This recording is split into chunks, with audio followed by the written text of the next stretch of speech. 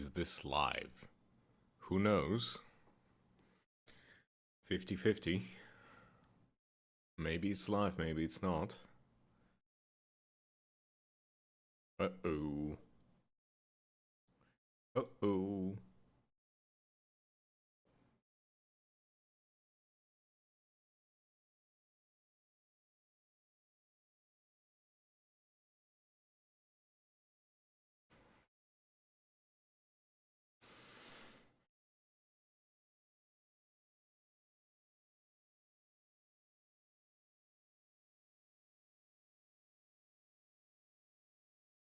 What is the live for? What do you mean what the live is? What are you on about?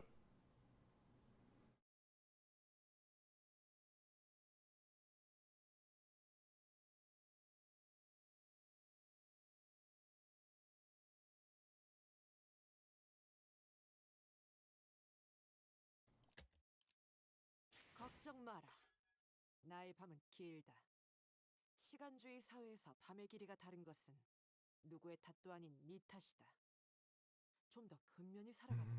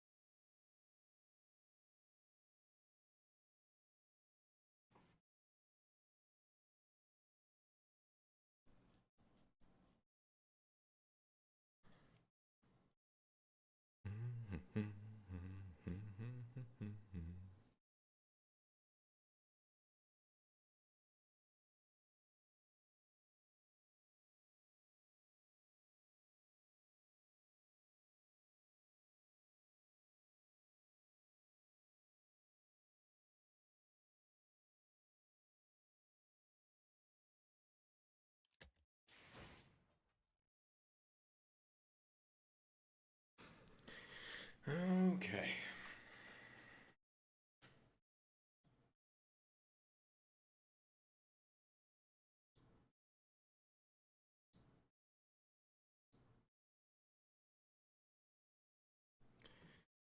So, the new Intervallo is up, and now we gotta play. Okay, let's just get into it. No need to beat around the bush. At least not yet. Okay, what do we've got? Stages. Funeral. Ah, great start! What should we call the very first node in the new Intervallo? Funeral. Yeah, that's normal. Yeah, let's just call it funeral. Yeah, right, before I do that, I should probably actually turn on the music. 나의 밤은 길다. 시간주의 사회에서 밤의 길이가 다른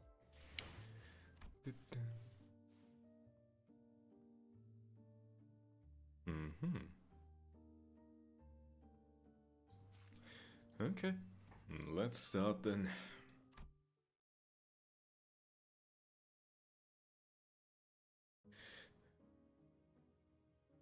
A funeral was held for Martin and the LCU researchers today.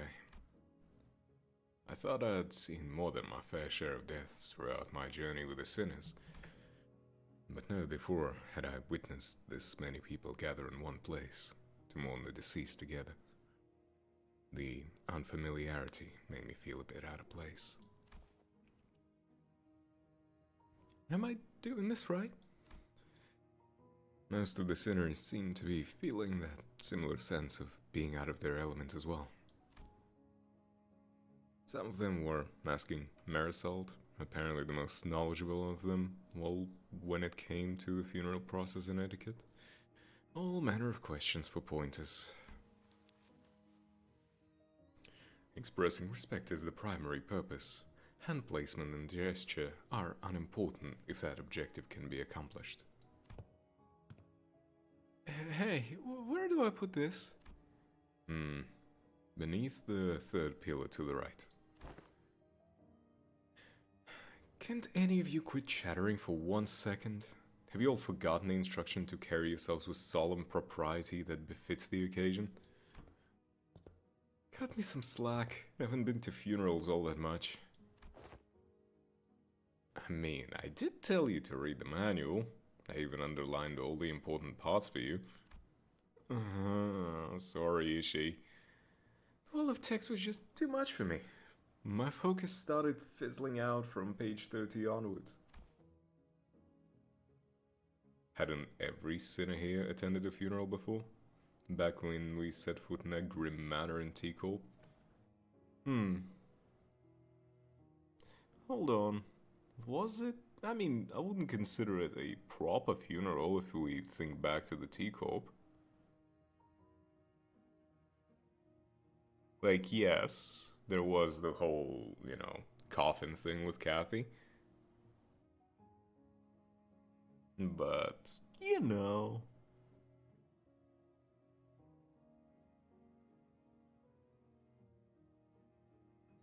it's not like it was an actual funeral.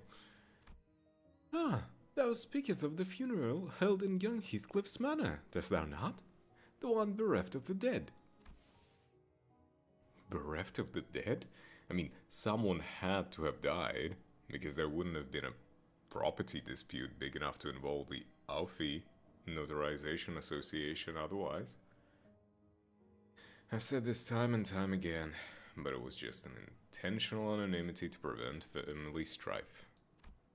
Intentional anonymity, is it? If the situation was indeed as thou sayest, then there was no helping it forsooth. Yet a pity that the dead wasn't named at their own funeral. The name of the deceased was... It was Catherine's funeral. She was very dear to Heathcliff. I have thoroughly reviewed the past 5 years' worth of local newspapers pertaining to the matter, yet no such name relevant to the case was identified, manager. It's fine, Clockhead. At least you remember. That's good enough, ain't it? Yeah, well, 2 of us remember, technically.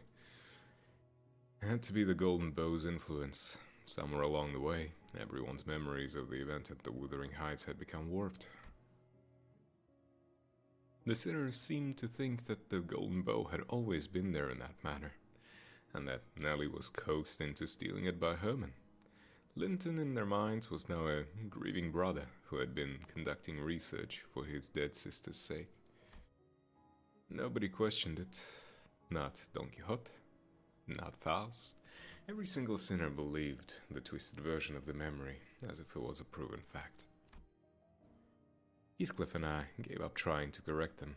Instead, we'd just check in on each other's memories every now and then. Because if there's something that he and I realized, it was that anything tied to Catherine had already been painted over. Every detail gilded and glossed over by the glow of the bow.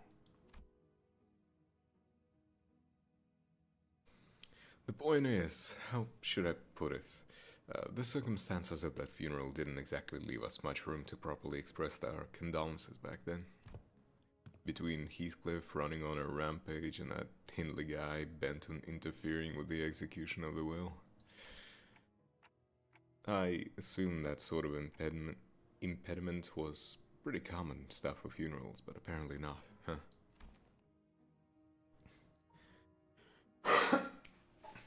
Damn. Got a bunch of phlegm in my throat. Annoying. No, well, I think it's actually rare to see a place that follows proper funeral procedures. I've traveled around quite a bit by myself, but I can confidently say that I've ever seen a legitimate funeral. The one at Wuthering Heights was one of the more proper funerals, if only for pretending to have a process. They at least prepared a coffin and even had a formal reading of the will. It seems funerals are far from being an everyday custom in a city. Funerals are considered a rather extravagant practice here as well. corporations are not eager to grant time-offs just because an irrelevant someone had died. And the price of real estate seldom makes it viable to buy land and erect memorial houses on it. Then, what other options do people usually have? We used to just leave them where they died. And after one night's sleep, the bodies were gone. Just like that. Sweepers?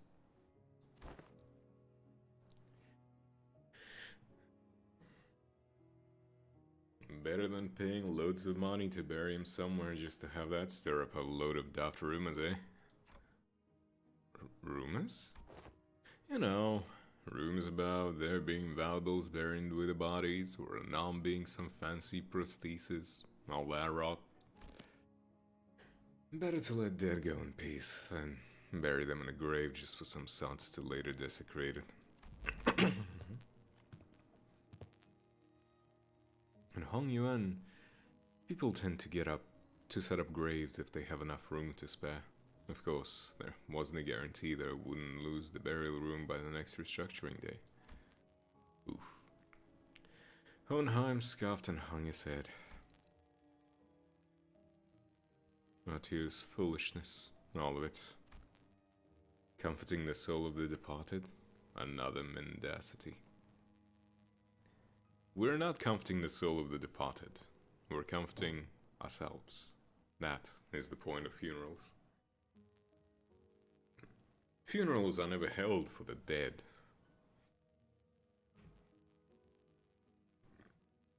Funerals are held for the living. But not everyone seems to kind of realize it or come to terms with it.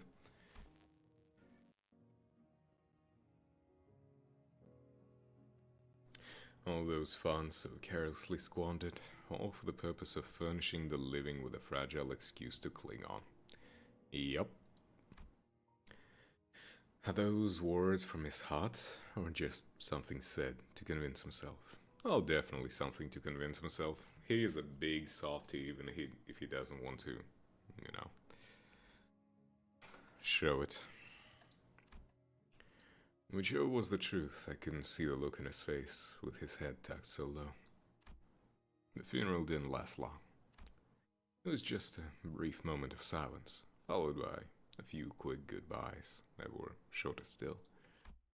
The ceremony came to a close once Alyssa, who was still in recovery, came to pay her final respects. The flames devoured the coffins of Martin and the other researchers, announcing the end of their existence with a crackle of firewood. So, I suppose you'll be leaving now. Oh. We're staying until Gregor's stable enough to travel. Dante says we'll remain here until Gregor's condition settles. Ah. Gregor came to his senses again a few days after his unforeseen metamorphosis in a battle against the Thumb Nurse Father. He was given a checkup, and Hohenheim said there is no cause for concern. Physically, that is, the psychological assessment turned up disastrous to say the least. Gregor was declared unfit for combat deployment for the time being. So you won't be leaving just yet. Good to know. Then I assume you'll be okay with us borrowing Sinclair for a while? Me? Yes, you. The LCE wants to look into the sign you manifested, Sinclair. The higher-ups didn't waste a second green-lighting the project, which means that what I'm telling you is more of a notice of investigation than a request for permission. Huh? What investigation? What are you... It's just a rather rudimentary instance of human experimentation. Calm yourself. Oh yeah, you're just gonna be experimented on. Relax. Yeah, we're just gonna poke you, maybe stab you a little bit, see what sticks. You know, the usual. Human experimentation? Can my throat unclog? Holy shit. Did you really have to put it like that, boss? Not to worry, Sinclair. A swipe or two on your skin and maybe some talk therapy, that's all there is to it. Of course, if we had your consent, the avenues of research could be vastly. No, I'm not giving you my consent! For your reference, the other departments have also submitted some quite enthusiastic requests for research and observational purposes. Oh, you have no idea.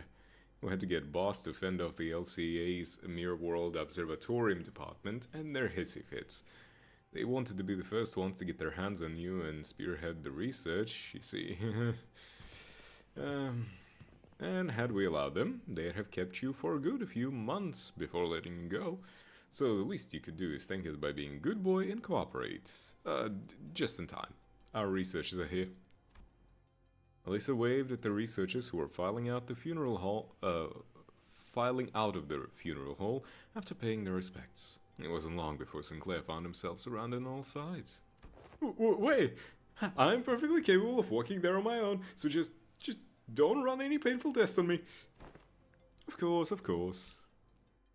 Stay strong, Sinclair. Nah. Well, for now at least they're doing something good, taking Sinclair away. All I could do was offer an unspoken encouragement to Sinclair, who sounded ready to collapse into full-blown panic any minute. What about you? You're not going with him? Oh, it's back to the long-term recovery ward for me.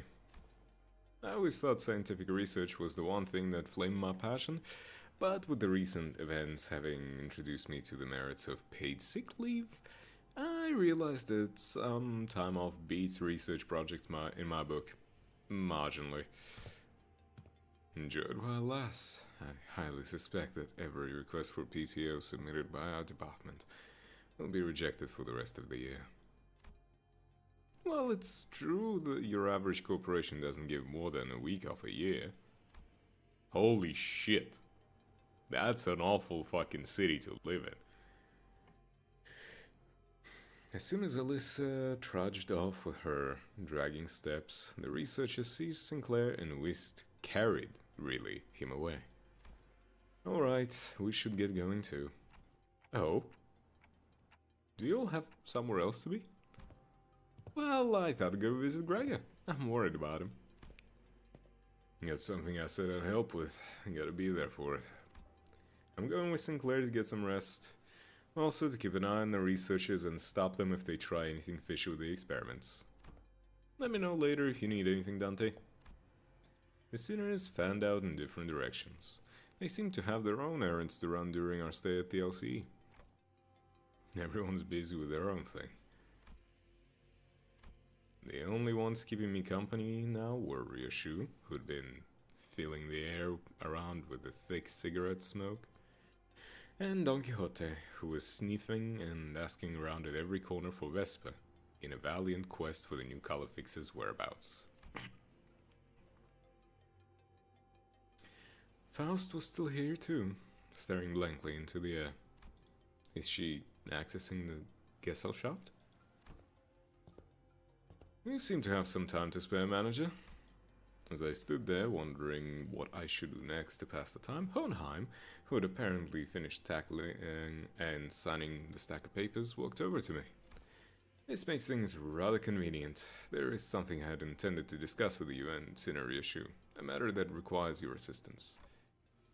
What kind of assistance? What kind of assistance, says Clockhead. Wait a minute, did Ryoshu just step in as my interpreter? It's not that I don't appreciate her gesture, especially since she usually snap at me and tell me to find someone else to interpret whatever the issue came up with, but the fucking issue is that she needs an interpreter herself. Fuck. But I can't help but doubt whether her choice method of interpretation usually accomplishes anything.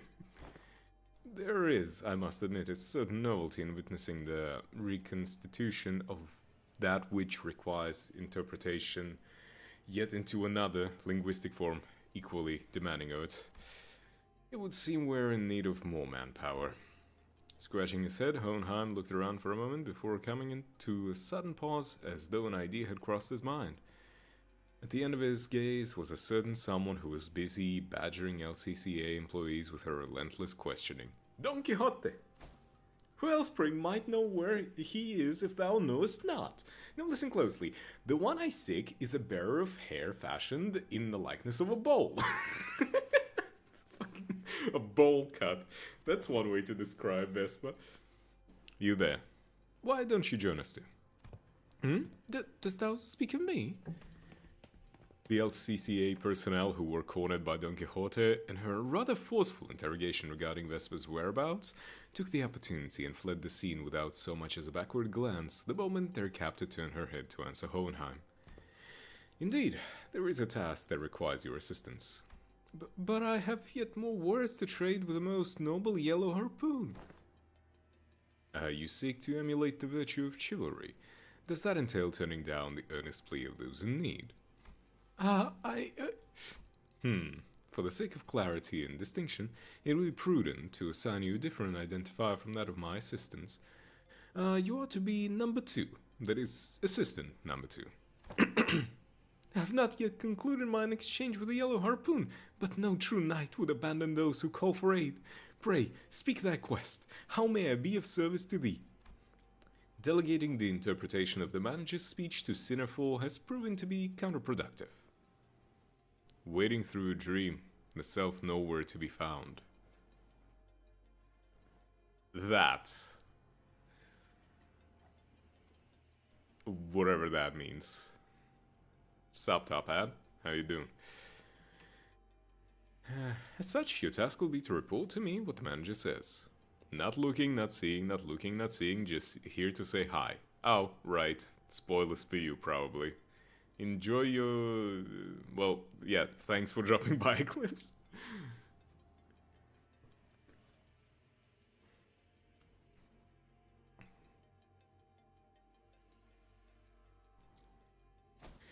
Oh, that is indeed a simple task. However, this WKOA eludeth mine understanding as well. Prithee allow me but a little time to uncover this mystery. Motherfucker. Don! Translate what Dante says, not what Ryoshu says. Please. Relay the manager's words, not Sinner Ryoshu's. They are asking you what kind of assistance you need.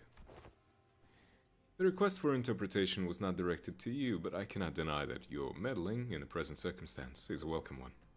La criatura. Yes. Little gremlin. It was simply that the irrationality and inefficiency of your suboptimal staffing choice and workflow had become sufficiently unbearable. Faust hopes that this was not some guileful scheme devised to elicit Faust's cooperation. In any case, manager, this request of mine concerns an investigation into the back doors located in the House of Spiders.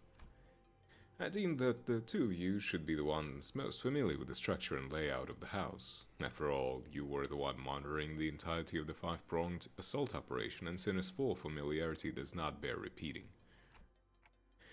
Do we go to the House of Spiders right away? House of Spiders right away? You have assisted enough. Yeah, thanks to Ryoshu. Very nice of you.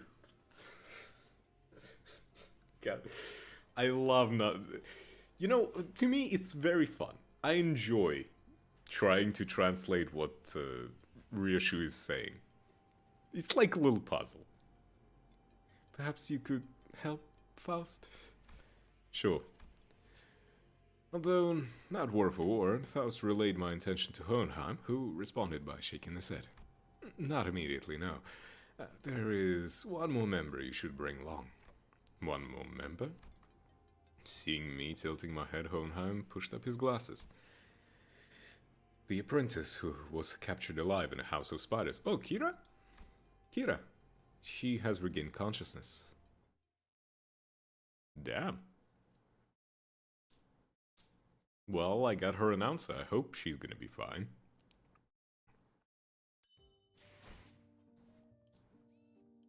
Survivor.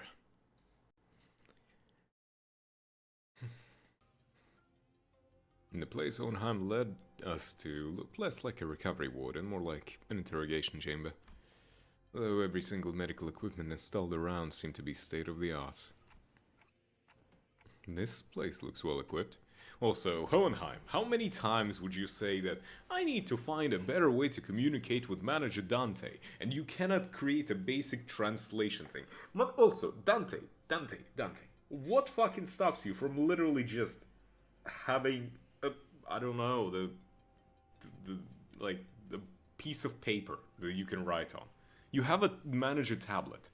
Type shit in a notepad and be like this. Probably direct order from the upper management. Although technologies to restore lost body parts are common enough in the city, a facility of this kind is required to preserve the original form of the lower body in the reconstruction process while keeping the cost reasonable. Reasonable, huh? Do I want to ask how expensive the other options are if this counts as reasonable?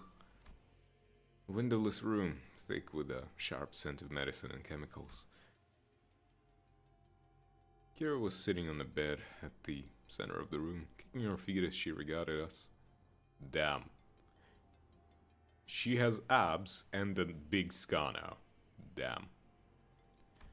For someone recovering from bisection, she didn't look much different from how she'd appeared when I'd seen her through the sinner's shared vision. She was captured alive for the extraction of information, yes. How far along is the progress of the extraction? It hasn't begun yet, actually. We are waiting until the lines of information that warrant questioning can be isolated. So far, all available personnel have been fully engaged in analyzing the documents and items discovered in the House of Spiders. Then what you even doing here? There is work to be done contingent upon information obtainable only from a recent inhabitant of the House of Spiders. And following a discussion with the upper management, I have decided to put you to use as the company had originally intended. No TV, no comic books, just a super prickly glare and a cold shoulder whenever I ask for something to pass the time. And now you suddenly need my help, huh? Give me one reason I should cooperate. Hohenheim didn't so much as twitch an eyebrow at Kira's biting tone. He merely gave a nod with a steely, imperturbable expression. I didn't ask for your help. Put you to use, I believe is what I said. What? Your survival is not incidental. It is the result of calculation. The company anticipates a potential profit by keeping you alive. Expected gain, as the term goes.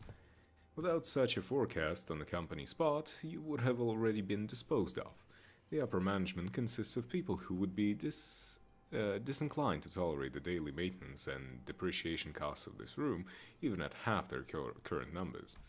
Which brings us to our next point. Should you insist on maintaining this uncooperative attitude, the company may decide to convene a meeting to reassess your worth, or shall we say lack thereof, in the projected income statement. Well, suffice to say that such a reassessment would skew heavily against your favor. The outcome would be a recommendation for immediate disposal. Hohenheim always had his way of words that could prickle and sting, but with Kira it almost felt that he'd traded the usual thorn off for a sharper knife, intent on twisting it right where it hurt. La criatura! Again! Hey, Grim. Kira. Hey, you don't have to do my girl like that. I'm gonna be doing my girl like that. I'm gonna be splitting her in two. Okay, I gotta stop. I only started like 30 minutes ago. I cannot go there yet. I'll be doing Kira like that. Vertically.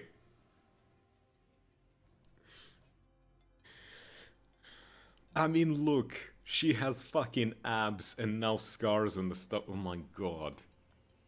She's like the perfect tomboy. What the fuck? How did they make her into the perfect tomboy? I'm dead mean as soon as my usefulness runs out anyway. It's not like you're gonna let me live, not after I killed a bazillion of your guys. So you anticipated some form of corporate level retaliatory response against your person. That is indeed a curious line of reasoning. Then I must tell you that, unlike your typical backstreet syndicate such as the Middle, corporate entities of the city tend to avoid choices that may incur losses. If she fixes that haircut and adds some twin tail look, No, I'm fine with the haircut. Tomboys tend to have shorter hair, so works for me.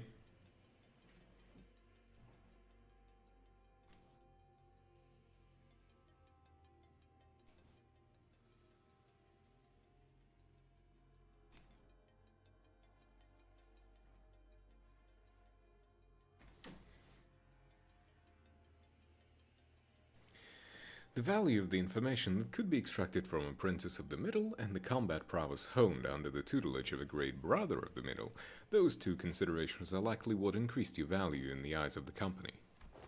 Huh, you'll got zero self-respect, huh? You should consider yourself fortunate.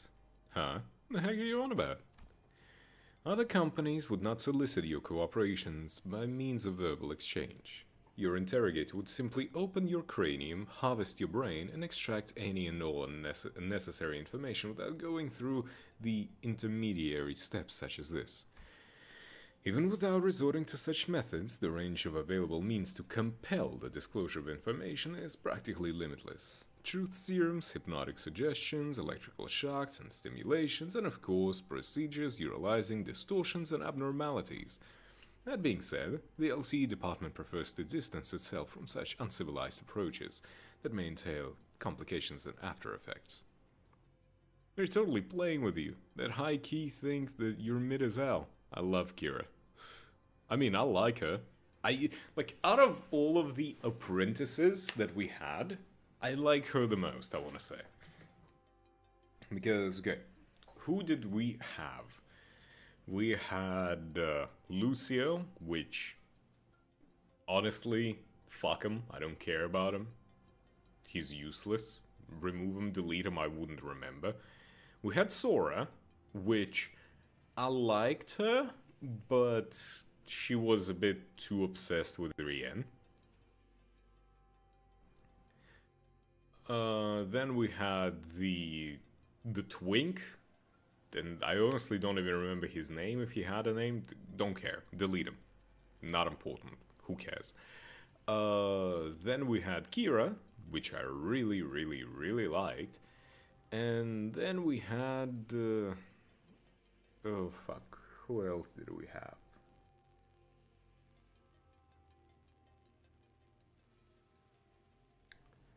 Wait.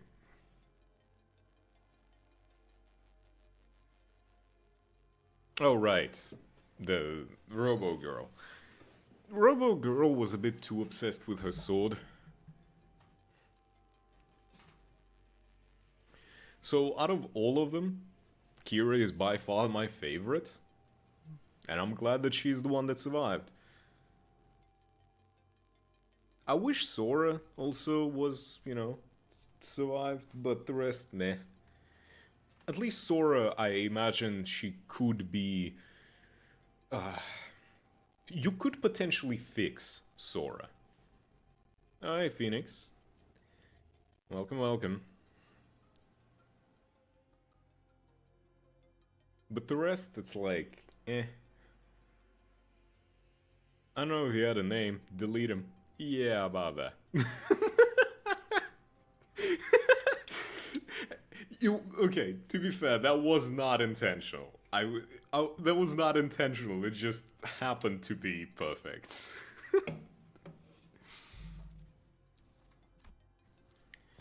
I do hope that we share a similar predilection. You're so freaking annoying, you know that, mister? The feeling is entirely mutual. Leaving the biting chill of threats to sink in, Hohenheim turned toward the exit. Give her some push and bring her along. I don't quite seem to be myself today. No, disregard that. That too was a rather foolish thing to say. I'll defer this matter to you, manager. Work of this sort likely falls more within your capabilities than my own. And with that, Hohenheim stepped out of the room, leaving me to deal with Kira. His reaction was understandable. The LC had only just finished laying its data researchers to rest. Kira was probably the last person anyone would want to face right now, much less speak to. What should I even say to persuade her? I was still caught in thought when someone, quite unexplicably, made her way to Kira. Yoshihide? you. Heard you got stabbed in the back by Matthias. That's not true. Papa wasn't landing a final blow unless he cut through me too. That's why he did exactly that, to aim for the enemy's head. Besides, he made the right choice. A little sacrifice ain't a thing in a family. Ha, family. Coming from him, a middle mutt thrown out of his kennel. Doesn't it sound ridiculous even to you? That's... thrown out? That fucking Matthias was a GB only by technicality.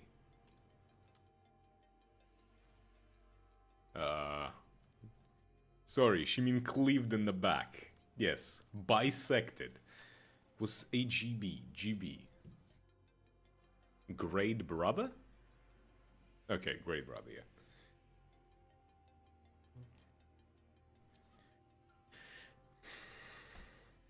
He fucked up badly. He was still family by name, but underneath it, everyone hoped he'd disappear quietly on his own. He was that family member nobody wanted around. Same treatment for me, being his brat. Not surprising, it's the ST for the bowl cut too, same thing. Same tastes? Oh, younger issue, could it be that thou also dost harbor a passionate zeal for the other bowl cut? I quickly clapped a hand over Don Quixote's mouth as she smoothly chimed into the conversation. So what exactly is your point? The point is you're taking too long. If you can't decide whether you want to live or die, I can shorten the hesitation. Cooperate quickly, or I'll slice your neck clean, right, assistant?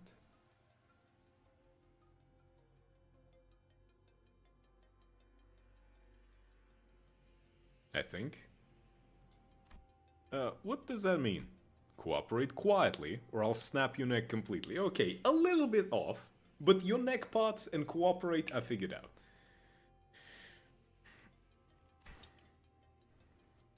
Sync isn't such a bad way to go if you're keen on taking that loyalty act straight to the grave.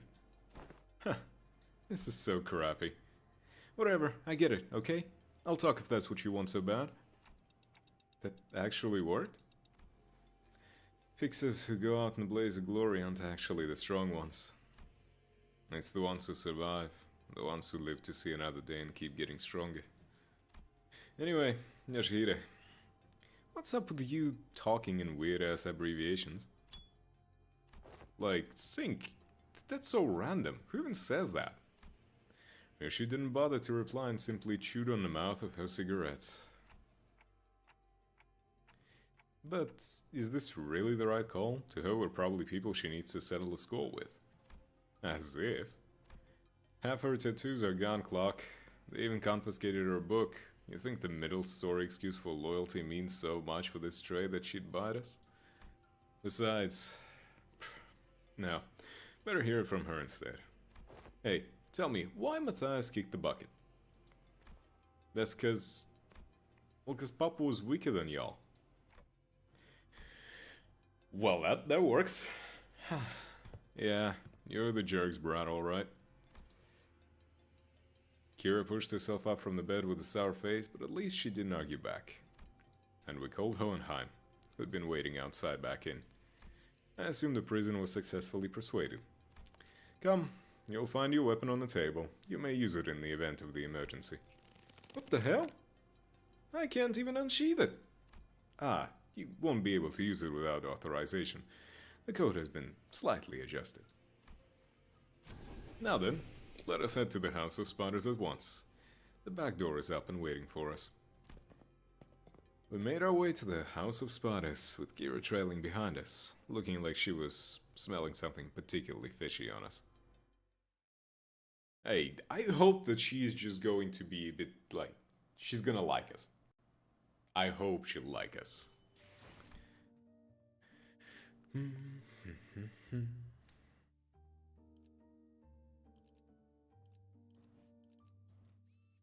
Clear within 10 turns. Okay. Greg is fucked. Love that. Okay, so... Teams.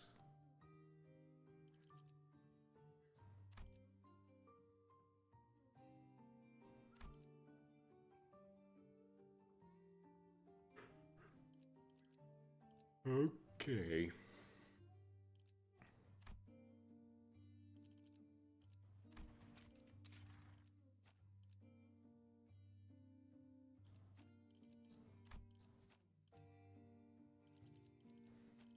I'm gonna switch some peeps to get the bonus points.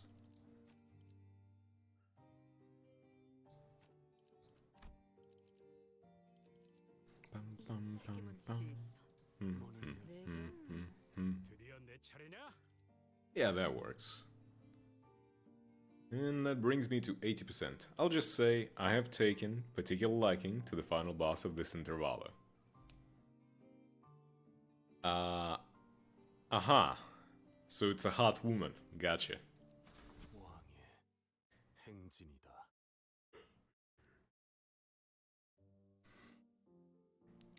Only... Yes. Only a few days had passed since our last visit, but the place looked markedly different from what we remembered. The sight of the hollow, frigid atmosphere and the endless stretch of the corridors hasn't changed. I will do the same to her, as I said to Rodia. Oh, right. I would assume that the final boss is also the foulest ring person, right?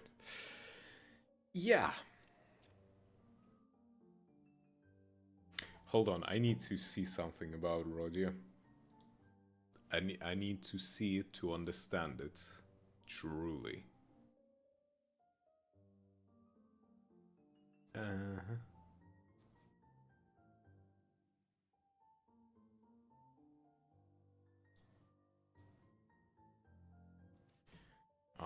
Where do I... nah, fuck it. I'll see it when I see it. But Callisto's so-called artworks were now covered in white sheets, and unfamiliar devices were affixed all around the back doors. Prithee, who might those people thither be?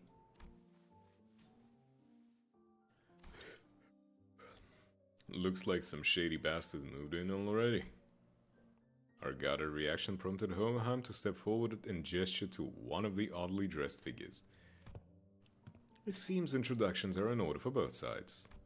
This is team leader Alan from Wayfarer Company, who will be working with us on the investigation into the house's back doors. Wayfarer Company? A corporate entity partnered with Limbus Company, responsible for providing portal technology. It has on prior occasion been referred to as the new or aspirant W Corp, though the name is an unofficial one. Huh. Our employees also have taken to calling you the new L Corp. Something we have in common, given that we're both chasing after the same horizon. Oh, I see. Listen, I just went through the L Corp. I just went through lobotomy. I do not need to get to become the new ones, please. I remember. That company vying to take W Corp's place, right? In the same horizon. He's probably thinking about getting recognized as a wing. After all, the old L Corp has already fallen, while W Corp, from what I heard, is free falling at this point. And these there are manager and the sinners of the LCB department. Hi. Stop it, Patrick. You're scaring him. Ooh, L Corp.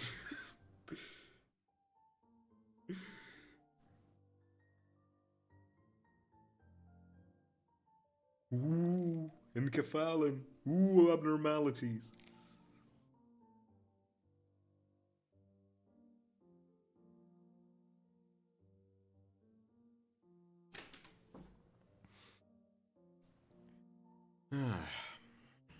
Our field operations unit, frequently deployed to deal with on-site matters at first hand.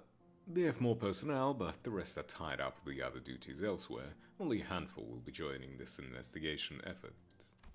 I understand. Field operation units are almost always understaffed anyway.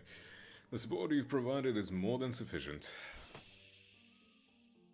Bruh, that's not who I fucking expected to see under that. You fucking kidding me? What is this twink? What the fuck? Bruh, what the fuck is this? Did they go to the local fucking coffee shop? Guess what?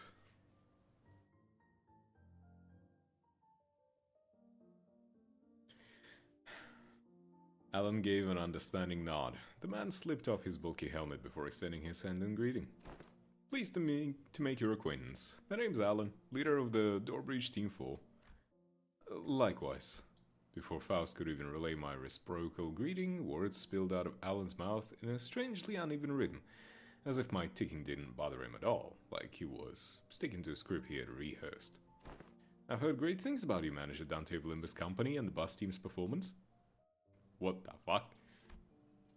You capitalize on the suppression of distortions at T-Corp as leverage to push your products, and the profits were nothing sort of staggering, I heard. Since Project Moon's games are built on strings and toothpicks, Alan and Alan share the same code within the first hour of the update. Alan was placed over Alan in Canto 2. Oh, Canto 8. Wait, fucking Canto 2, what the fuck? Alan. Okay, wait. Alan. This is Alan. Who the fuck is Alan? I don't remember. Who? The Night Hall.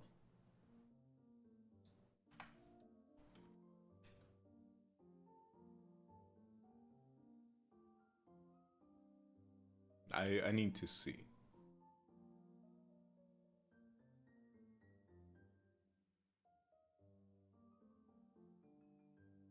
Oh. I mean, that doesn't say much considering it's a character from the fucking, you know, library. I haven't met him.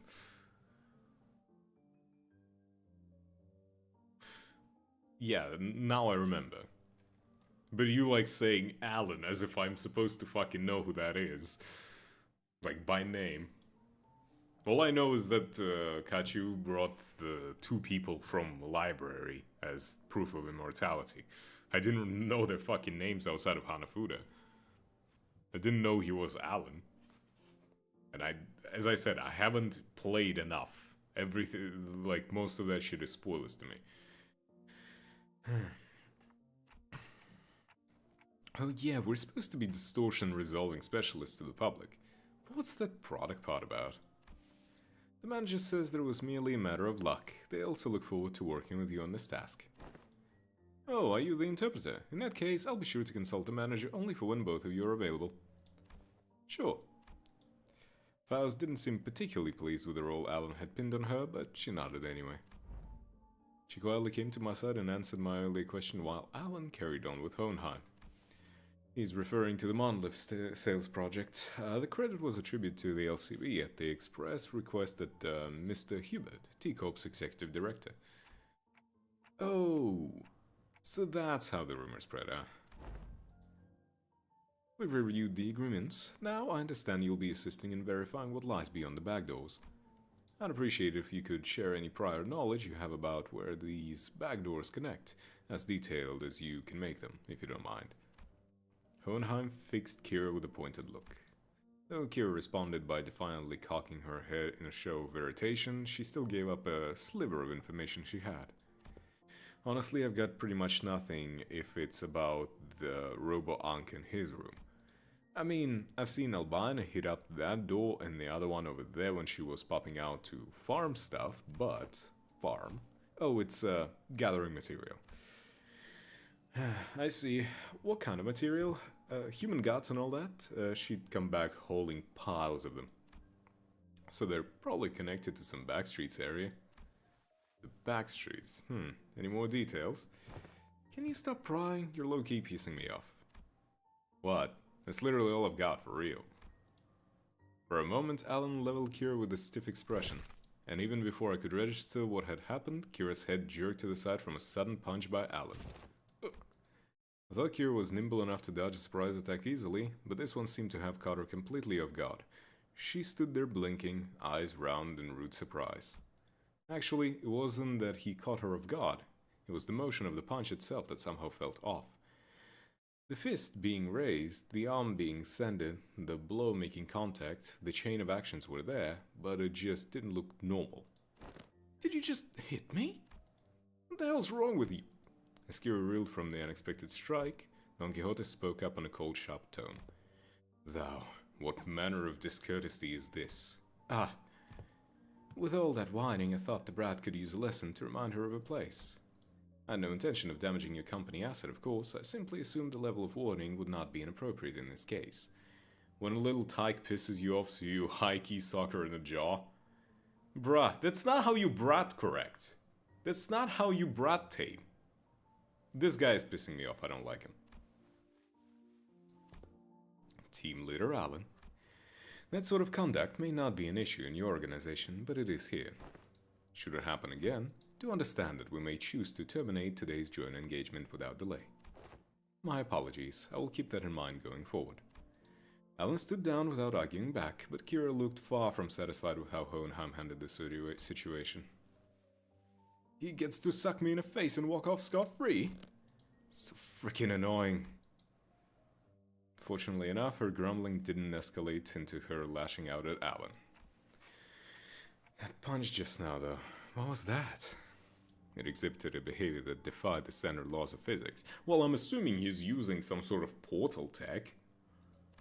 Presumably a form of technology utilized by Wayfarer Company. Let us resume the task at hand. Scenario issue, give Manager Allen whatever information you have. That door should lead to one of the ring protected turfs. The other two on the left, I remember they were marked with an X painted with blood. But I have no idea where they actually lead. It's all blurry. It seems that's all the information we can provide. Will that suffice? We now know that the doors likely connect to a pursuable area. That's already a big improvement in terms of intel for Wayfarer Company's backdoor mapping progress. Which means there is less chance of us encountering a space beyond human perception past these doors. Alright, then I'll proceed with connection verification. Which door shall we test first? Yeah, I don't like this guy. Something is mega off about him. We'll start with the one scenario she mentioned. Huh. You don't trust me at all, huh? Then why even bring me along? Ignoring Kira's jab, Alan began setting up various devices on the door, and soon an elegant wide door opened before us. Shall we? Are thou joining us as well, young Hohenheim? Just this once. There are procedures for handling over field operations. Okay, let's see what's in there. What the? Is this some kind of wildlife exhibit? Ah, this is the Falvist exhibition. The moment we stepped in, the lights hit us all at once, drawing squints and frowns from all the sinners. Thanks to my lack of physical eyes, I could make out a room filled with statues or perhaps taxidermied animals. It felt like a gallery of sorts, but it was so quiet that the air itself seemed to carry a strange somber weight. After a moment, someone shattered the silence, but it wasn't Don Quixote, our usual suspect. Holy shit! The scale is just insane! That's the whale from the Age Association Great Lakes special issue. Kira, who'd seemed beaten down all along, exclaimed with a bit more energy in her voice. Man, seeing it in real life sure hits different. And the Indigo Elder solo one-shots those monsters with harpoon of his, huh? It's a Great Lake whale. Doesn't look like one we've encountered though. Organisms of various sources can be identified here, singularity modified, outskirts born. They look almost alive. They're not, right? No, they're not. Duh. Though Robong did say that the ring has those zoos where they put monsters on display alive. Man, this would have been way more fun if we could see the moving ones. Everything is dead. Still, looks crazy sick though. The vibe really hits. Even though she was trying to play it cool, Kira kept sneaking glances at the massive horn display to the side, clearly surprised in a way she couldn't hide. That said, I felt a distinct shortage of hyperactivity given the presence of a certain someone in our party. Bruh, this is so fucking unsettling seeing Don with just like blank expression and just dot dot dot. Don Quixote? The Eye of the Second Kindred of House of Tepes. What is it doing here? At the mention of the word kindred, I couldn't help but follow Don Quixote's gaze. Is that? Opposite of the well was another kind of exhibit. It contained items leaning on the more gruesome side of things, starting with a crimson eyeball that caught Don Quixote's attention, and body parts like hands and bones that looked as though they had been stripped from a human body. Yeah, okay, that's the kindred's eye. It's a gallery of the School of Fauvism. Probably a main studio. At that, which comes with a maestro atelier and an auction house. Alan, we will be making our exit shortly. Prepare to initiate lockdown sequence. Tepes? Yes, Vlad Tepes. You know? I'm assuming. Vlad Dracula Tepes? Yes.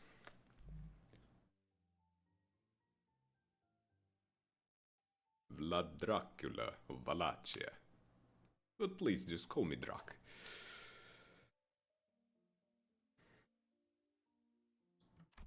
Before Hohenheim could even finish his urgent transmission, Castlevania mentioned, I think just general vampire shit mentioned.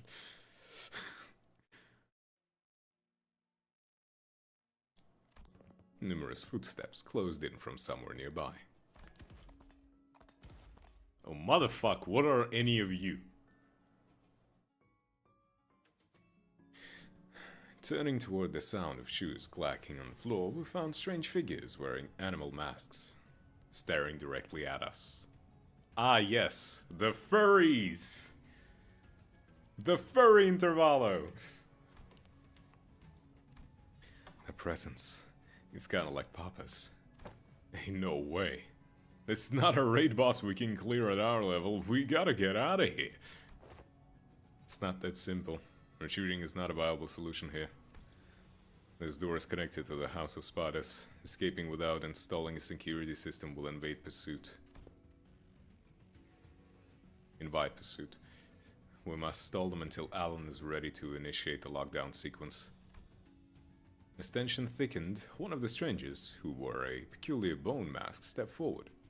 The voice that spoke us carried equal part curiosity and delight. Who came through that door? Then House's fall wasn't just a baseless rumor. A stray little spiderling, fallen from her parents' web. How many years has it been? You. Who are you?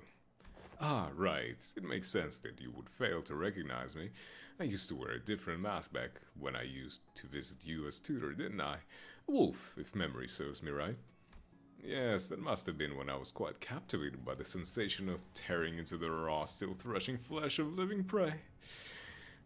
And the predator's ferocious yet cavenously resonant howling. Rings a bell.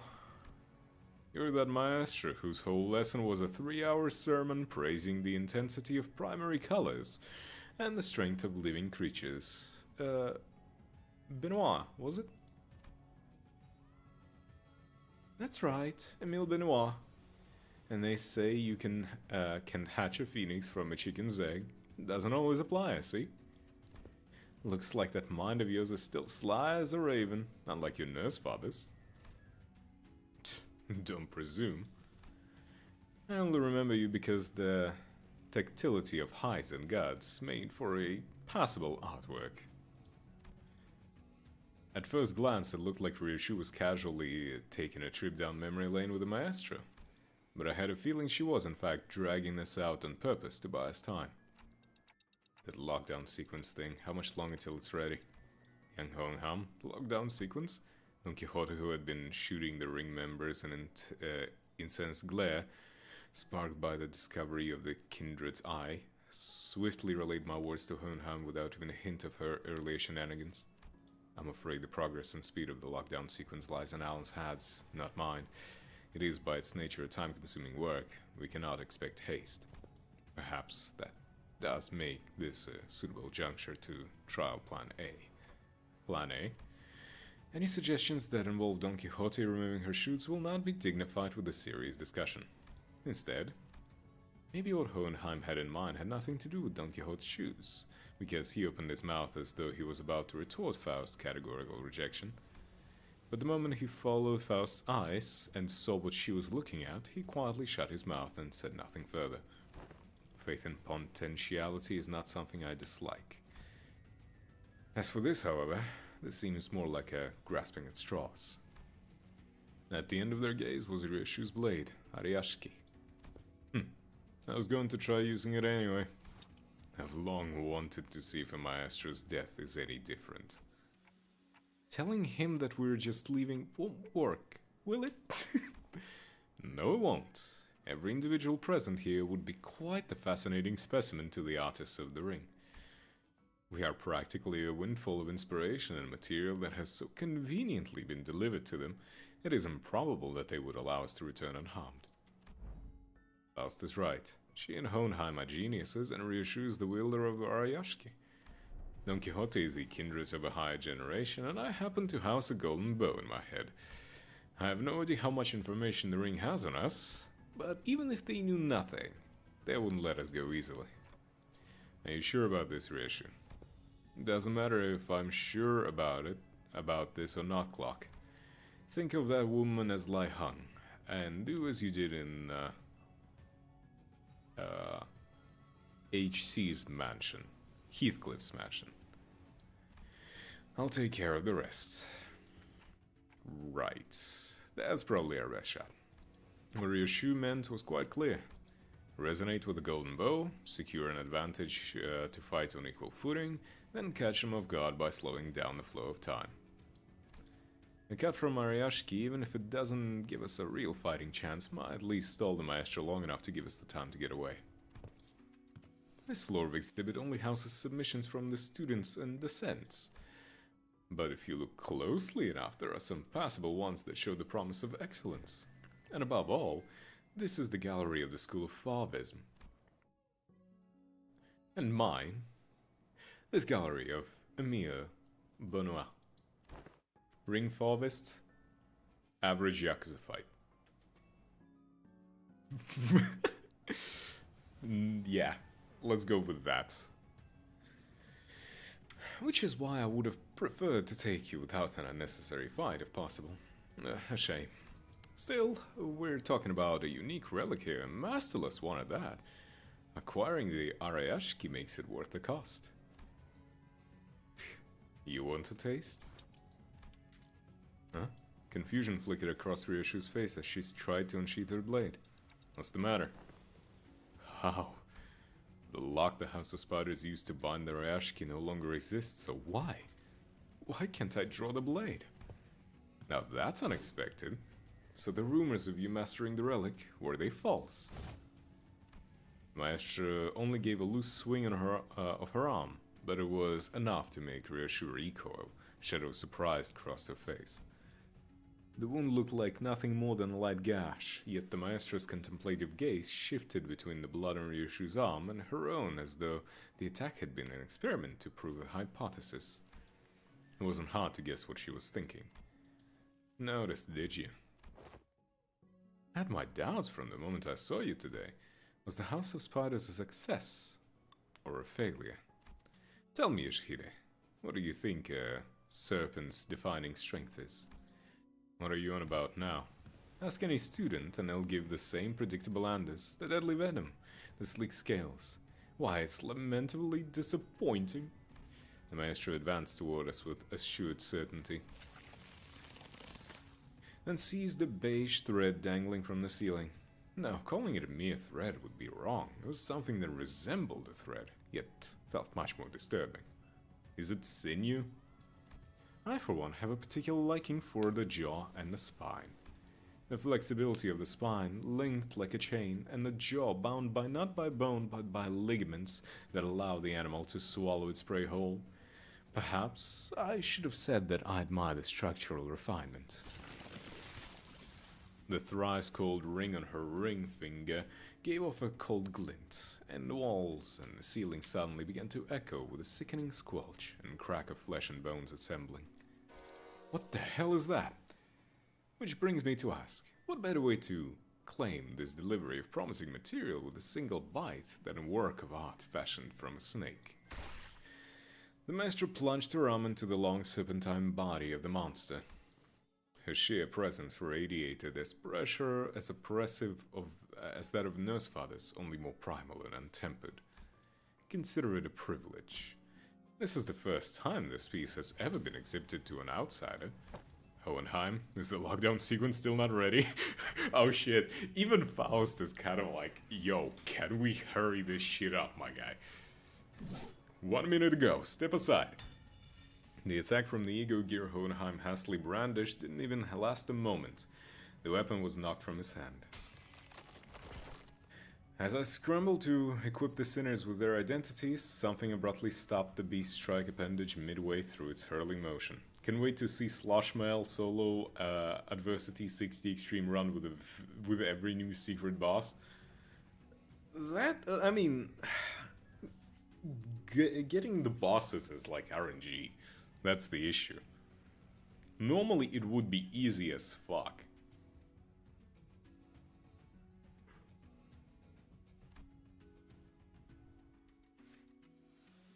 And the one who intercepted the blow? Ha! Shit! Was Kira, struggling to push back against the serpentine arm with her still seated blades. Kira? Did she suddenly have a change of heart I wasn't aware of? Shit, this wasn't the plan at all? Obviously not, she couldn't have changed her mind that quickly, because the look on her face couldn't be anything other than that of utter regret. Middle, For someone who doesn't seem to be a proper member, you've inked quite the quantity of tattoos onto yourself. Ah, you must be the new kid Matthias took in. Why do you stand in my way? Fucked if I know, I'm already regretting it, alright? Damn it, they're definitely gonna ditch me in here. Why did I even... Must be instinct taking over. Couldn't fully shake off the opponent's killing intent, so the body chose to clash head on. So the behavioral faucet of the psyche can be controlled with suitable training. Unexpected data, but useful to be sure. Shut it, mister! Quit yapping and let me use my blades! Authorized and ready. Lifting locks. Now. Kira's thermal weapons emerged from their sheaths with a metallic clang. She used the recoil of the motion to skid back and assume a defensive stance. Naturally, that broke Benoit's arm from the deadlock as well. The maestro lashed out again with a monstrous limb, but... "'Tis a foul injustice to strike against an unprepared opponent in duel. Behold, for I shall allow thee a glimpse of the badass form that only the most renowned of fixers have displayed through the ages." Seeing an opening, Don Quixote slammed into the arm with her full might, knocking it off its trajectory. Predictably, however, the sheer force of Maestro's attack instantly reduced her to a red sludge of flesh and bone, sending her remains crashing into the door. Ready to initiate lockdown sequence. I will seal the door immediately upon your exit. Everyone to the door. Faust, retrieve one organic remains of sinner number 3. As Faust made her exit with what was once Don Quixote, the students of the ring surrounded Kira, barring her way out. A hollow chuckle slipped out of her lips. Called it for real, this is exactly why I didn't want to get involved. Taking Kira back with us would mean having a sizable force of the ring trail behind her through the door. Kira too seemed to have realized the risk that no one in their right mind would want to take. She lowered her head in defeat, as though she knew full well the fate that awaited her. Fuck no! I'm taking her back with me! She's my fucking girl! I'm such a dumbass. What was I thinking, diving in like that? You, don't just stand there, get over here now! Huh? But these guys are gonna come flooding in if I... You talk too much. You want to get cleaved in half again? You pin this on me later, you're gonna pay. Blocking the maestro's arm by a hair as it came down on her again, Kira hurled herself towards the door with every bit of strength she could muster. More than a few students rushed in through the doorway, chasing after the sinners who had gone in ahead, but... Lockdown sequence complete, all backdoor links have been cut. Fortunately, Alan managed to sever the connection between the two back doors before the maestro could cross over. Bowlcat, think you can still use your arms? I'm fine. Second kindred bloodfiend pounded dead in a Falvist ring art gallery. Like, that's the important thing that I always try to understand here. How much of the sinner do we need to bring them back, right? And what happens with the leftovers? Like, you know, like if you split the sinner in two and they're dead, right? And one part of the sinner is on one side of the city, the other part is like on the other side, and you start reviving them as Dante, rewinding them. What happens? Don't think on it. So she says, "Hey yo, Polo! Hey, how you doing? Thank you for the raid. Again, how was Minecraft? And Pokemon Minecraft? Green raid! Get your green asses in here. How you all doing? We're just, playing a little bit of Limbus. Welcome, welcome everyone.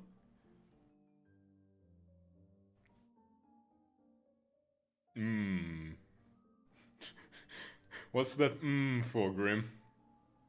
Green Cliff? Actually, Polo is more of a Hong Lu type.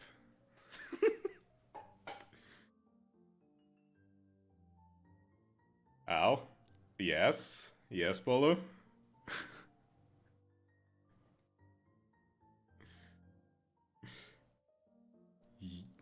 You will never know what shiny I found. Oh no. Okay. You will never believe what shiny I found. Okay, let me think. Either you got... Okay. Could be one of the Gardevoirs. Like, either Gardevoir or its previous Evo.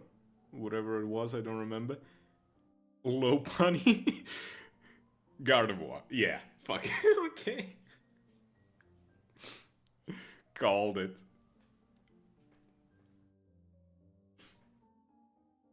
Hey, the universe is telling you something. You have to accept what the universe tells you and accept your fate. You know what you must do. You know what must be done.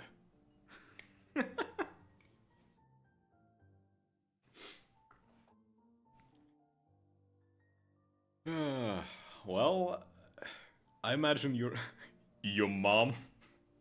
Hi, Curry. Another green one. Too much green here. Well, I hope you guys' adventures in Pokemon Minecraft Pokemon, Pokecraft, Minemon. No escape from the green. No, we must escape the green. Don't let it overtake. Too much Roach Emperor here. Or not enough. But yeah. Are those red coins I see? No, these are green coins. These are way too green. Well, as long as you guys enjoyed your time, well, I imagine Polo enjoyed a lot considering you got a shiny Gardevoir.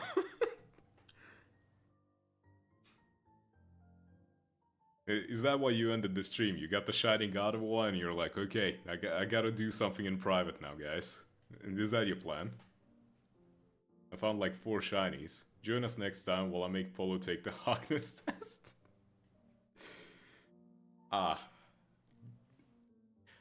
Maybe. If I can find my password from my Minecraft account.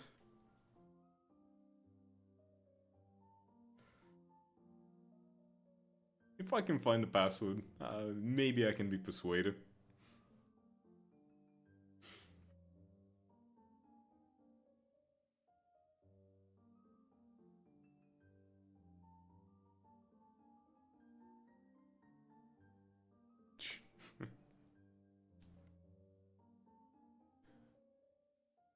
Do you think Polo will actually pass the Harkness test?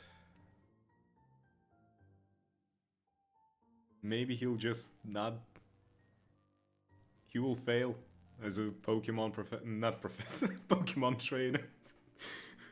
That would be a terrifying day when Polo becomes a Pokemon professor. I don't think anyone is ready for that. I am a trainer. For now. Not the professor. For now. Oh, why? What do you mean, why?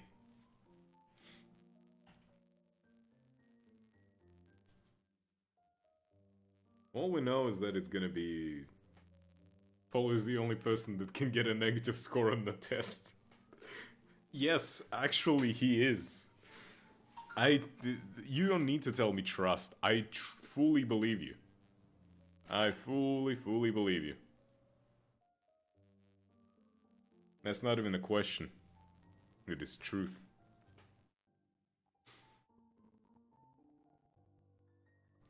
Well, I'm glad to hear that you guys had a lot of fun and managed to get at least something interesting.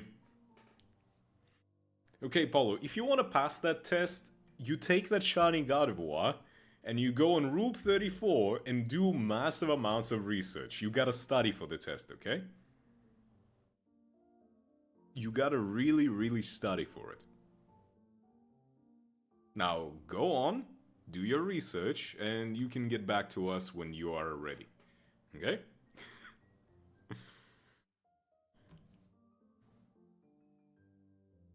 Okay. Gear would be a strong enough addition to fight for us, but the ring members that have managed to cross form their rather sizable force.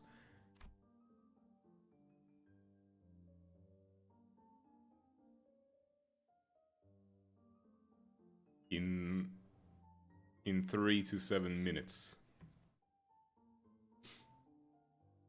Well, however long it takes. Fighting them off with just the sinners I have in my sight would not be the best course of action. In that case...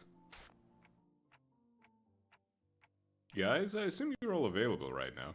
7 minutes. That's all the time I have left to play with you.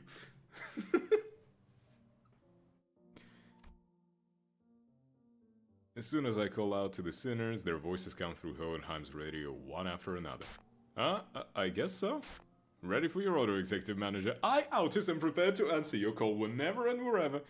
Hey, hang on, I just need to finish this bite. Everyone to me. 7 minutes is all I can spare to play with you. Complete global saturation.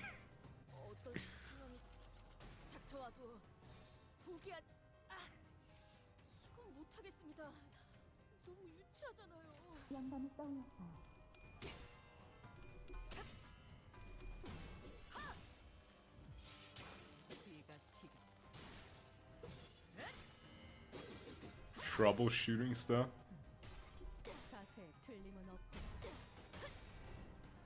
Yeah, we can do that.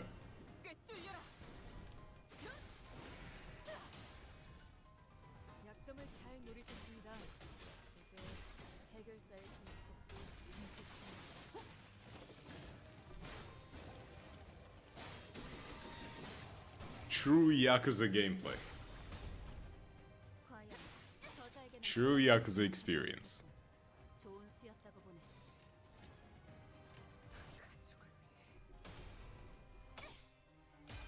Average Yakuza gameplay. Well, the only thing that is not present, I'm not seeing Majima anywhere. I know he's hiding somewhere.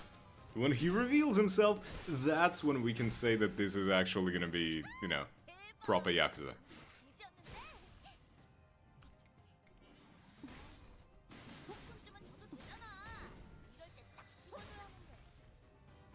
That's Kuro, Captain Gregor.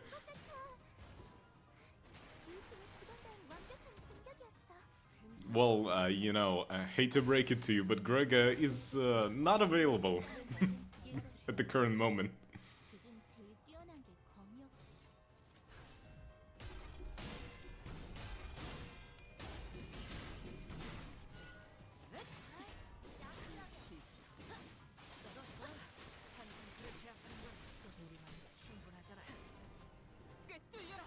I also very much enjoy the idea that we fully upgraded to the level of, oh, at any moment Dante can just like, yup, I'm sinners assemble, fucking plays the usual JRPG summoner class.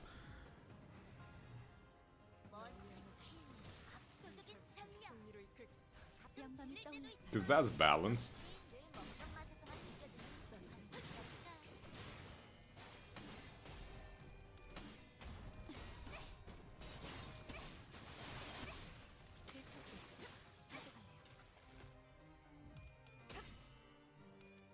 You know the thing that I'm also understanding here for a moment?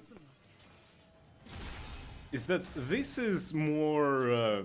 it's not even the classic Yakuza. This feels more like one of the newer ones. You know, like a dragon one. Also, can I go on a small tangent when it comes to Yakuza stuff? The whole point, like, the original name of the games in Japanese is called Like a Dragon. Ryuga Gotoku, right? That's what it's called. So even the basic, like, the very first Yakuza is Ryuga Gotoku, Like a Dragon, right? Yes. Yes, because he is like a dragon, I get it, I get it.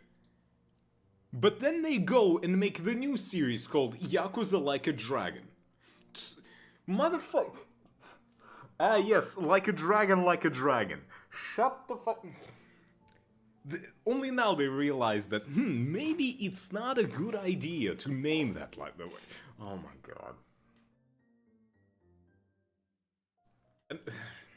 But yeah, I honestly enjoy the new Yakuza a little bit more than, like, the actual Kiryu ones, because I'm not a huge fan of that beat-em-up gameplay. It feels a little bit too clunky. Like, I still played them. Well, I played, Kiwami, I think. Yakuza 0. I played Yakuza 0. And I played Like a Dragon. I would want to play, like, the others as well. I only watched playthroughs of that. But the gameplay is a little bit... Let's not sugarcoat it. Fucking Tiger Kick.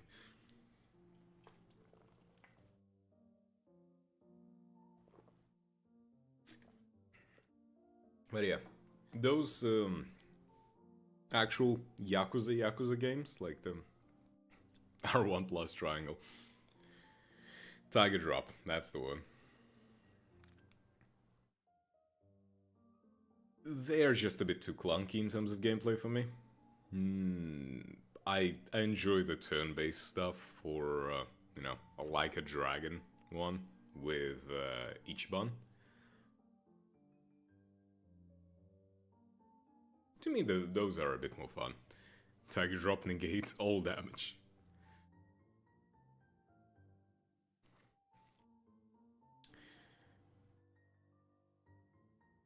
And this game feels like, you know, like a dragon, if you think about it. Oh, what's that? You want to do cool summon attacks? You have your ego. What, you want the same characters have different classes? You have your different IDs. Think about it. You have the exact same characters, just having different classes. Huh? This is... Limbus Company is actually Yakuza Like a Dragon. You really need to understand that. Manager, someone missed a shakedown. Okay. You know, what's the name of that little krill or whatever it is in Like a Dragon? Like a lobster or whatever. Nelly, I think? Like, we have soda ego. Come on. It's close enough. It's only the first door and the impediments are already beyond expected levels. I swear I thought there was it for me back there. Events of this nature won't be frequent. We were merely beset by ill luck. If you just listened to me and picked another door, we wouldn't have gotten cooked like that in the first place. Like, why even drag me into this if you weren't gonna trust me, weirdos? We would have opened them all at the end of the day. SD. Settle down. SD? What's that? Same difference. Fuck.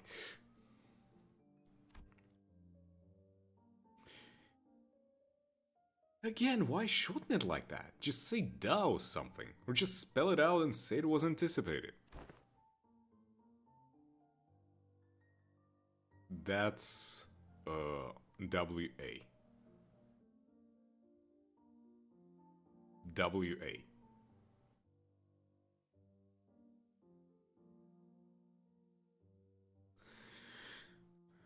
Huh? Good work, everyone. Wayfarer does have a team dedicated to this sort of task, but the mortality rate is quite high. Honestly, I was bracing myself for the worst. The odds of completing the first door of an expedition without any casualties are under 15%. This, by all measures, counts as a flawless expedition. Tapping away at his device, Alan addressed us with an amicable smile. He seemed totally different from the same man who had manhandled Kira with a fist to her face. Those Favists won't be able to cross over anymore with the door completely locked down, right? That cannot be asserted with certainty. Are you saying more might come? The corridors and back doors have always been the ring's turf clock. Those Favist beasts have endured as a long-standing faction within the ring. If they've got that much history, they must know many back doors, both the origin and destination points. Aaron clarified what Ryoshu was hinting at, that even if we lock this one door, there's a high chance that another door will lead them to us. And that's not good. Yes, compared to them, we lack sufficient knowledge of the alternate routes, which makes it difficult to prevent infiltration. No need to concern yourselves over much. Even if that were the case, it is unlikely they would move on the House of Spiders so soon. Eh? We could always rush for a surprise attack, though. Even that Favist Maestro seemed to lack clear intel on the event that took place at the House of Spiders. If so, it follows that they will need time to assess and deliberate about the situation. Deliberate. A bit of a different fucking verb, mate. Read. Don't just assume what you're reading. The situation? The logical scope of their concerns will be identifying the organization that has secured the House of Spiders, the possibility of additional traps beyond the back doors, and the like. Once all backdoor-related procedures tied to the House of Spiders are completed, the resulting security framework should be able to preempt and block any infiltration attempts. This operation is more important than I thought. That aside, why couldn't I draw the blade? Is it the new scabbard's fault? Rishu lifted the sheathed sword with an irritated frown, and that's when I felt a faint vibration. The blade was twitching ever so slightly. That quivering most faint. 'Twas seen by all indeed. Yeah, my sword too. Is it possessed or something? Looks like I wasn't the only one who saw the sword twitching, as though it wasn't pleased at all with how Ryoshu was talking about the scabbard. Ryoshu's gaze lingered on the sword before slowly shifting back toward the back doors. Could it be that seeing the scabbard brought back some memory of Araya? Ryoshu, do you... Is it an SS? Demon Edge? An enchanted blade? Which is it? It's probably neither of those, nor is it a sentient sword. This presents a fine opportunity to conduct another examination of the sword. Excuse us for a moment, Team Leader Alan. Please feel free to go ahead. The attack just now damaged some devices, so we're going to have to perform some maintenance before continuing. There's plenty of other work for me to do while you're away too. Are we to return to headquarters research facility then? No, that won't be necessary. There is a facility here that should prove more than adequate. Where the fuck are we going now? Where are you leading me? Why are you leading me? Who are you leading me? 이번에야말로 완성했어요. 마에스트로님께서도 인정할 수밖에 Relics and the sign. Oh no. Okay, let's see what they find with Sinclair. 포스트 Hohenheim brought us to what looked like a research lab, lined with cables, rows of screens, and diagrams full of complex symbols and shapes. I didn't know there was a place like this in a House of Spiders. This is a forward base constructed by Limbus Company, following Operation Spiderpire. It did not exist prior to the House's fall. It is intended for additional backdoor investigation and research into irregular phenomena observed during the operation.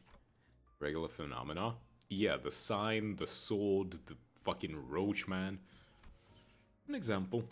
Research subjects such as a spatial analysis of the correlation between the emergence of Sinner 11's sign and a manifestation of possible future. Oh. Looking around, I spotted Sinclair and a group of researchers surrounding him, the same people who had dragged him off earlier. They were accompanied by a gaggle of sinners who had tagged along to either watch the show or kill some time while they took a breather after work. Hohenheim, how long will the examination take? With Sinclair biometric assessment concluded, the analyzer device should be available for the relic now. Which means that it should be finished in an hour from now, at the latest. The scabbard rattled again at the mention of an hour. I don't know why or how, but the way it swayed almost felt like a child trembling. Yeah, Ryoshu, your sword is your kid! It's moving again. Come along, Ryoshu. I expect you will want to witness the procedure. Fine.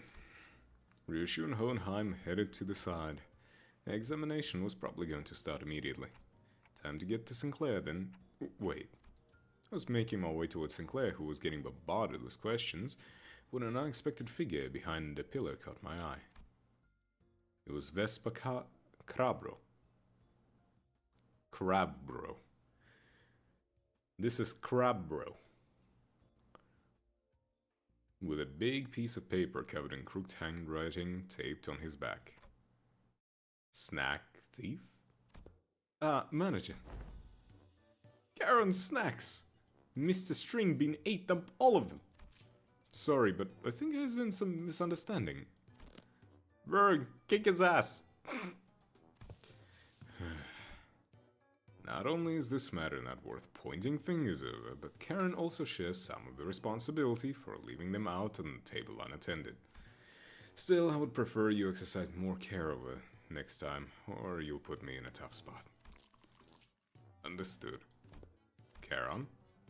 Karen, super sulky mode engaged. Not taking for half a day. Not talking for half a day. Deploying super pass bitter candy. Beep beep, mode disabled. I'm not sure if this is an appropriate request, but may I remove the paper from my back now? It's a little inconvenient for me.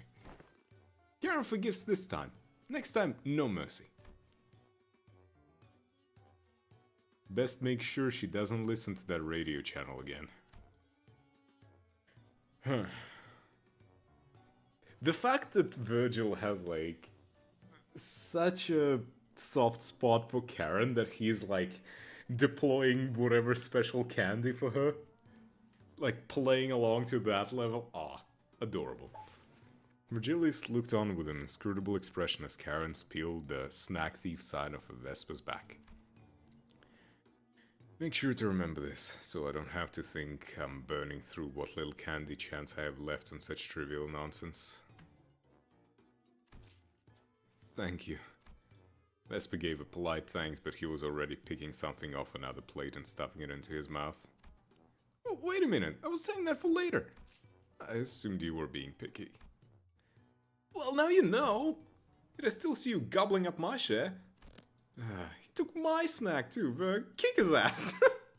Well, Karen is his adoptive daughter, it's only natural. I know, but we haven't seen him be that, like, we never actually saw him do that.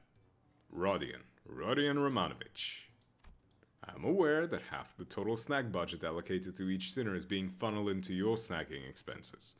And now that you're raiding the LC's supply as well...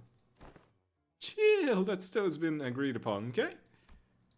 Besides, that's that and this is this. Rodia?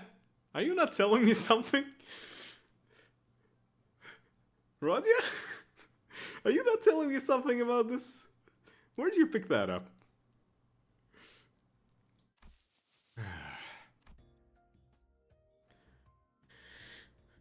The lines on Virgilius' brow looked deeper than usual today. Hoping to help him out on his endless cycle of snack-related headaches and to satisfy my own nagging curiosity, I drew near our guide and broke his brooding silence with my TikToks. Did we learn anything about Sinclair's sign? Dante's inquiring about the outcome of the research on the sign. The fat silence. She's not fat. She's, like, thick. You know? She's just... You know, that reminds me. I gotta find that picture. Hold on, I gotta find that picture and send it. Hold on. I will take my fucking time for this.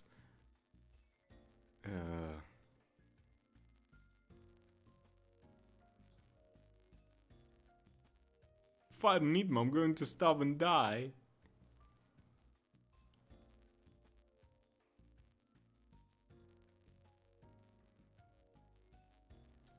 There is something that I gotta find. I hope I can find it in a relatively fast manner.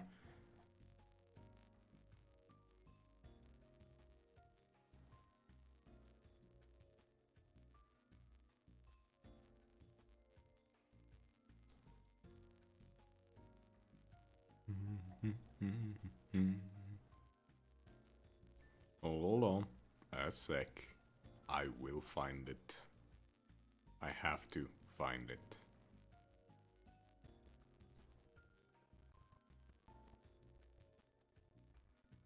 Ah, yes, this. So, someone on Reddit, like, many months back at this point, was doing, like, research and, like, trying to draw sinners and stuff, right? Trying to learn how the body shapes and whatnot. And then that person decided, I'm gonna try and, like, understand what body shape Roddy would be. And this is the fucking picture that was. I sent it in Discord. This is what that person came out to have her body shape to be. And in the comments of that post, everyone was just going fucking apeshit after that. Apeshit after that.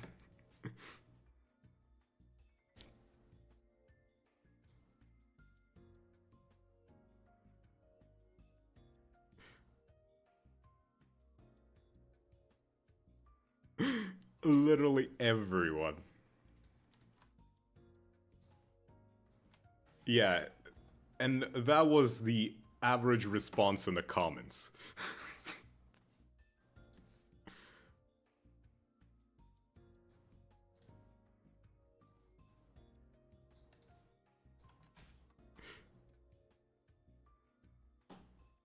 So, yeah.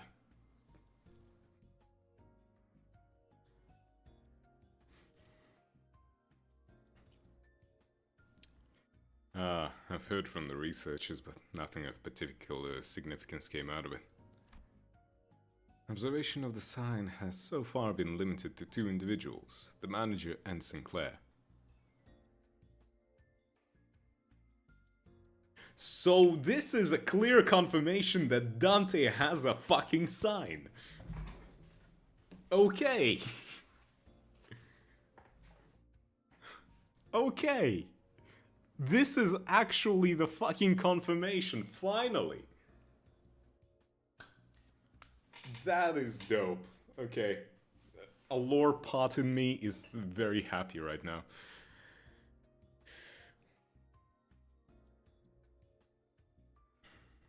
Very happy.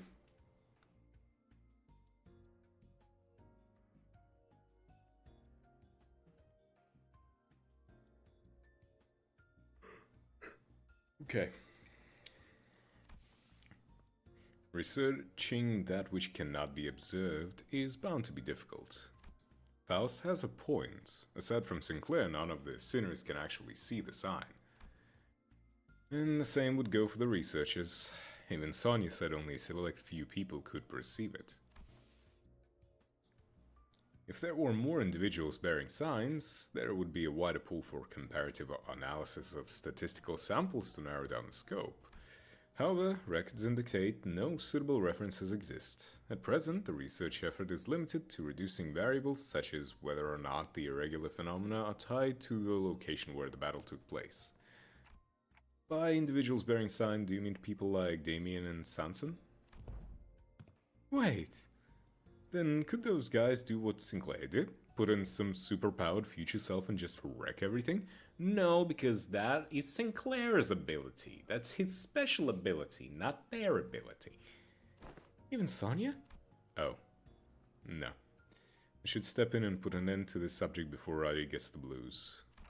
I don't think so. From what Ishmael and Faust reported back then, right. Sinclair from the future said each sign carries a different power.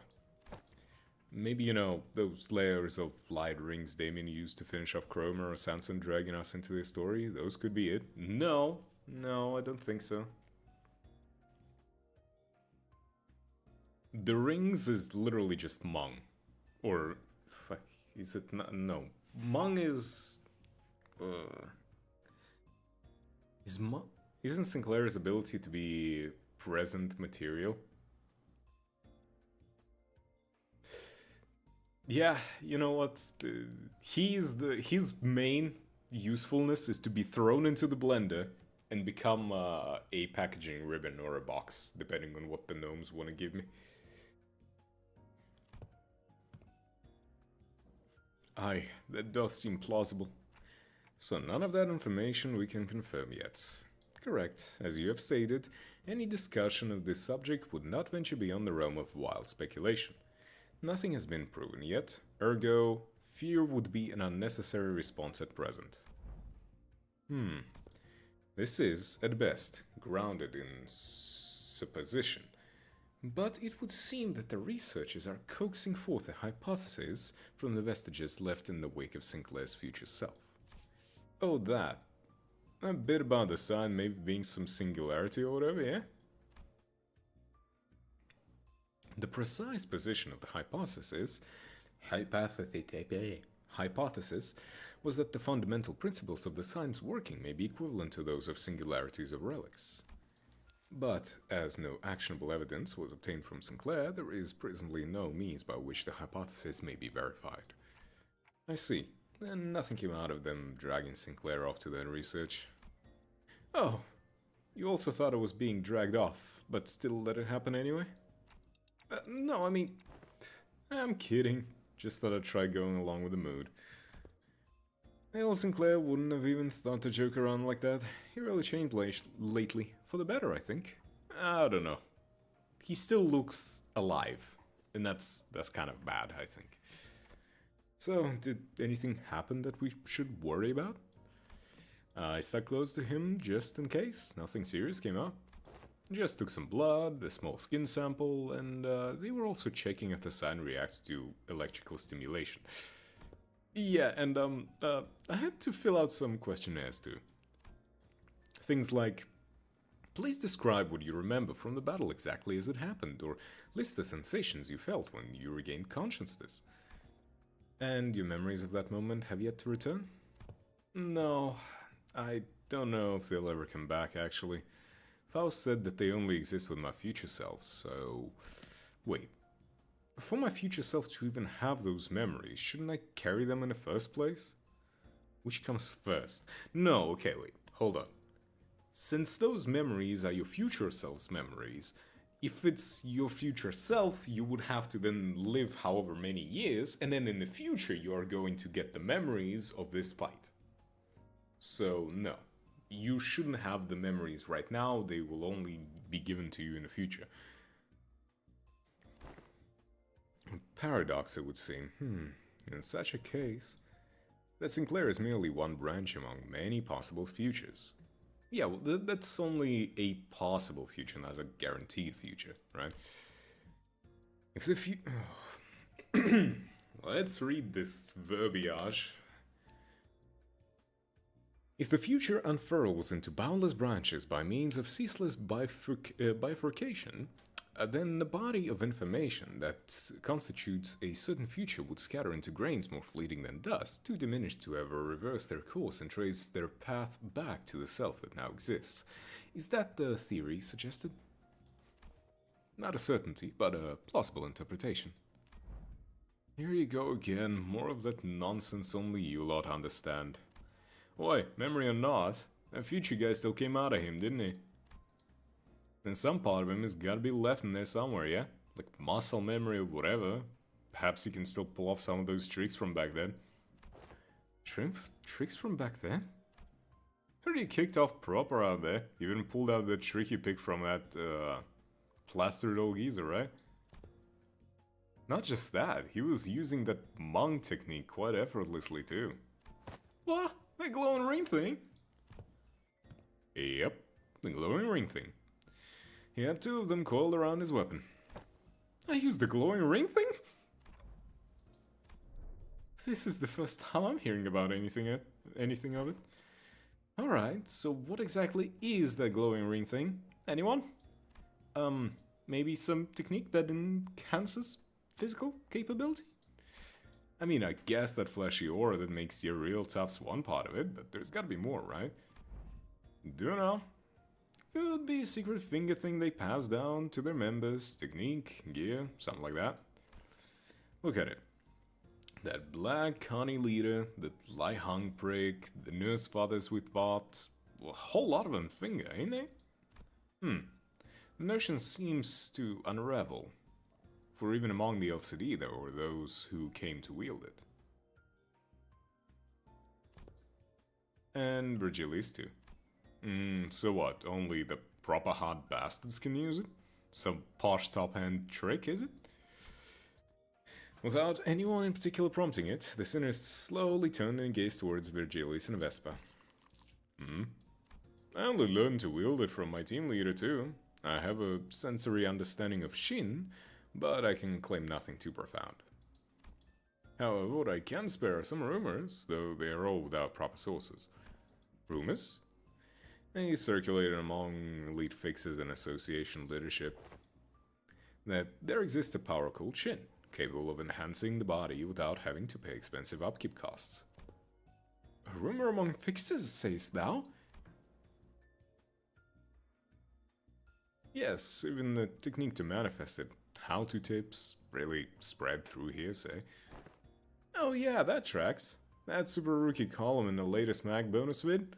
Bro was really popping off with it. Straight up aura farmed with a shining mung wrapped around the weapon.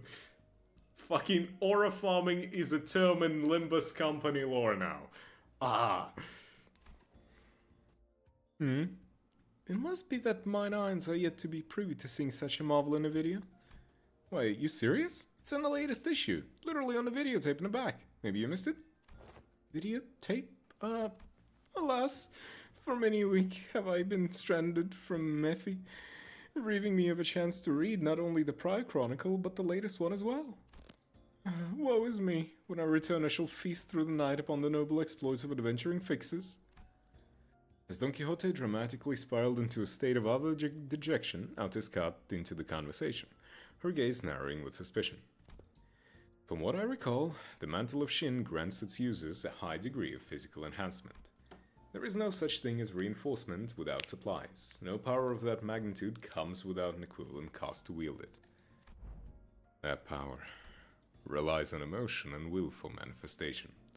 Its output is not consistent like prosthesis and augmentation, and depending on how it's used, the consequence it demands can reach levels comparable to the ego you use. You mean to say that it extracts a toll upon the mind? I can walk you through the fundamentals if you like. From what I observed, it appeared to be a technique reserved for those of considerable strength. At our level, is it not unreasonable to assume we could make use of it? Regarding that, our team leader has been conducting intensive research. And according to her, physical strength itself has little bearing on one's ability to learn and wield Shin. As the Yellow Harpoon says, it is, in essence, a power that can be learned by almost anyone, provided they know the proper method of training. Vespa's brows visibly twitched at the moment Yellow Harpoon left the Virgilius' lips. He's still upset about the nickname. He's still mad about the nickname.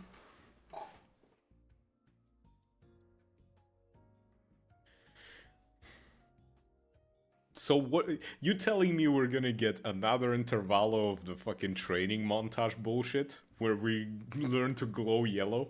Great, thanks.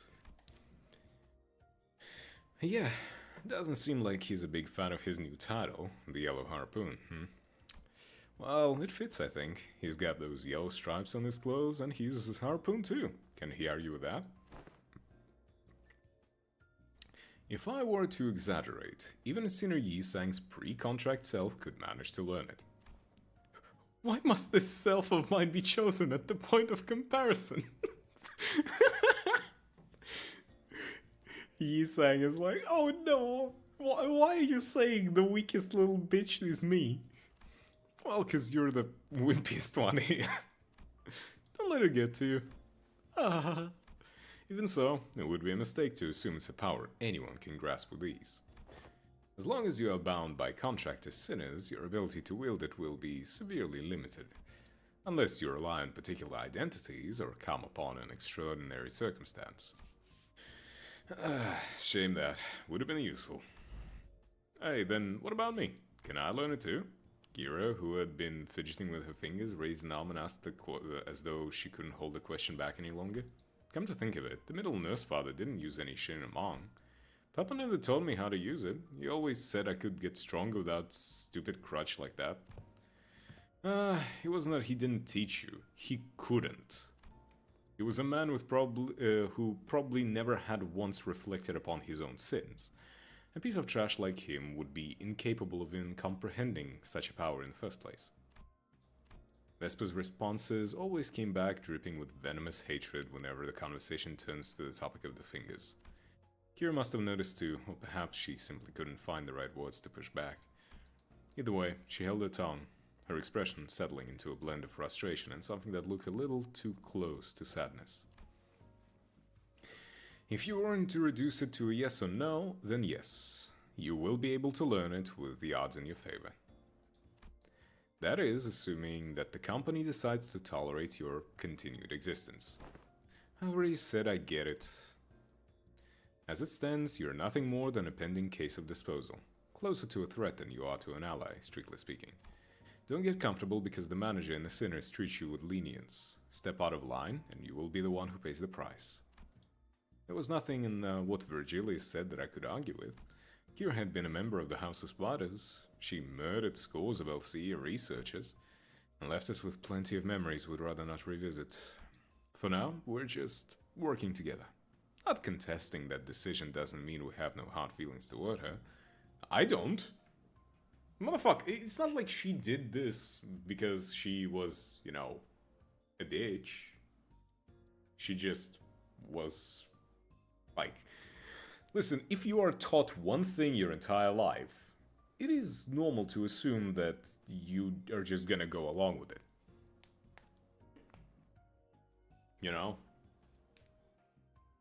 You can't expect her to just, a daddy's girl to say no to daddy.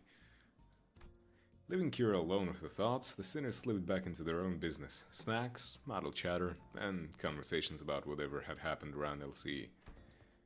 The examination is concluded. I suppose it won't be an issue to let you hear the results together. And before we knew it, Hohenheim and Ryushu returned. Oh shit! What's happening?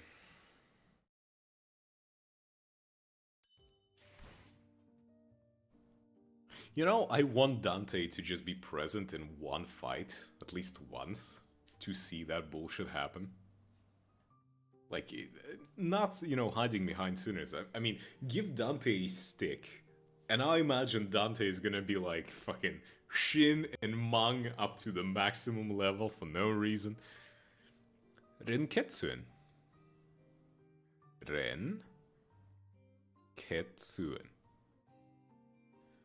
Huh. Ren Ketsuen. Huh.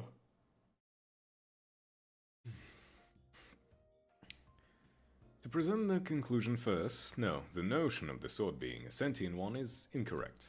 The locus of the will is not the blade, but the scabbard. An ego forged in a rather paradoxical nature. Yes, that would be the most appropriate description. Not a sentient sword, huh? Ryoshu's grumpy dismissal made the scabbard quiver almost as if it has taken offense. Somehow I felt like I could understand what Hohenheim meant by will now. It was a reunion of souls, one that gave both a tinge of sadness and hope. If the scabbard has its own will, does that mean the owner of that will can be resurrected? It is too premature to deliberate on that matter. The state of existence under question is not one that can be defined as death at the moment. I assume they asked whether it can be revived or brought back to life, so to speak. Even supposing that survival is a fixed variable, then reconstruction of the original corporeal body falls within the realm of theoretical possibility. The probability approaches zero given the limits of today's technology and condition. The researchers are inclined to entertain even infinitesimal chances, but in the terminology of the lay people like yourself, such a prospect would be labeled impossible, wouldn't it? There is no need to fixate on the impossibilities of the present, man Shidante. Such matters are reserved for us scientists to hold on to. Right. But we may have uncovered a thread.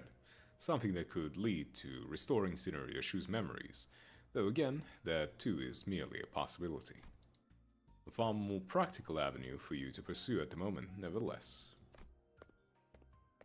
And to that end, yes, further analysis of the scabbard itself would be necessary. Coordinate with Alan for your next duty. He should still be in the ring nurse father's quarters. That will be all. Hohenheim cut himself off there, clamping his mouth shut as if any further exchange might scatter and mess up the theories he had constructed in our conversation. Alright then, before we go, anyone want to tag along? Munching on food, averting their gaze, the sinners were pretending they weren't interested at all. But going by the way their forks had long since stopped moving, it was pretty clear to me that they've been intently listening in on our conversation. Where are we to go? Right, sorry, forgot the rest of you weren't with us earlier. Faust, Don Quixote, Rishu, and I have been checking where the back door leads. Oh, and Kira too. The prisoner of war executive manager? We talking about me? Yeah, I guess. I'm working with them too, yeah. Best remember to tread carefully. Should you cause even a slightless harm to the executive manager, you would be held accountable without exception. Yeah, sure, whatevs. Kira needled at Autis with a mocking pout, but oddly enough, she didn't appear particularly irritated. Anyway, I think it'd be better if we had a few more people, just to be safe. One of the doors we went into earlier led straight to the ring's corridor. That was a cold call. Autis and Heathcliff hands shut up the moment I finished speaking. I would very much like to accompany you, Executive Manager. I knew I could rely on you, Autis. Your recognition of my loyalty honors me, Executive Manager. I, Autis, understand better than anyone your concern about the peril of working with a prisoner of war so liable to betray. To have your indispensable self proceed with only a handful of soldiers under your command, this cannot stand. I'm afraid I won't be able to focus on other duties without personally seeing to your safety. I get it, Autis. You made your point clear enough. Not keen on how I just keel over the moment you summon me. Feels a bit dodgy, that. Better I stick by your side and scrap it out myself. You probably don't need me to come along then. I guess you can just summon the rest of us like you did earlier if shit hits the fan. Research yet unfinished holds my efforts. I shall join you once it has found closure. I don't think I can be much help wherever you're going. I'll pass. I will follow if that's your order, Manager. No, it's fine. Just get some rest. It'll probably be okay. I can always summon them if things get too dangerous. For now, I should go see Alan again. I don't know. I feel like... I hope Kira becomes more nice towards us and we're gonna be like, yeah. Saru. Saru? Who the fuck is Saru? 잘 됐네. Let's see.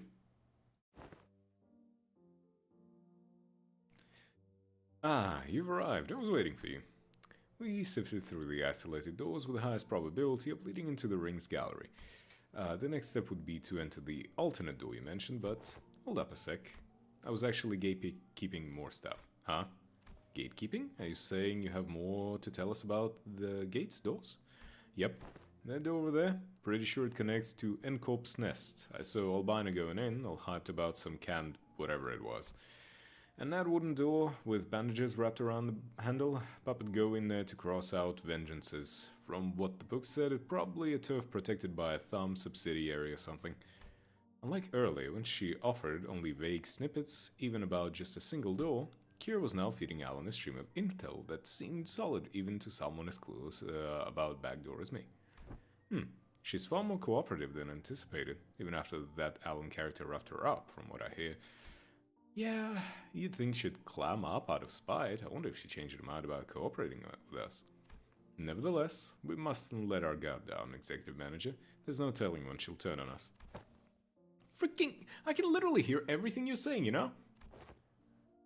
Alright then, based on the intel, please proceed by investigating the safest doors first. As for the high-risk ones, I'll continue checking and let you know which ones you need to enter.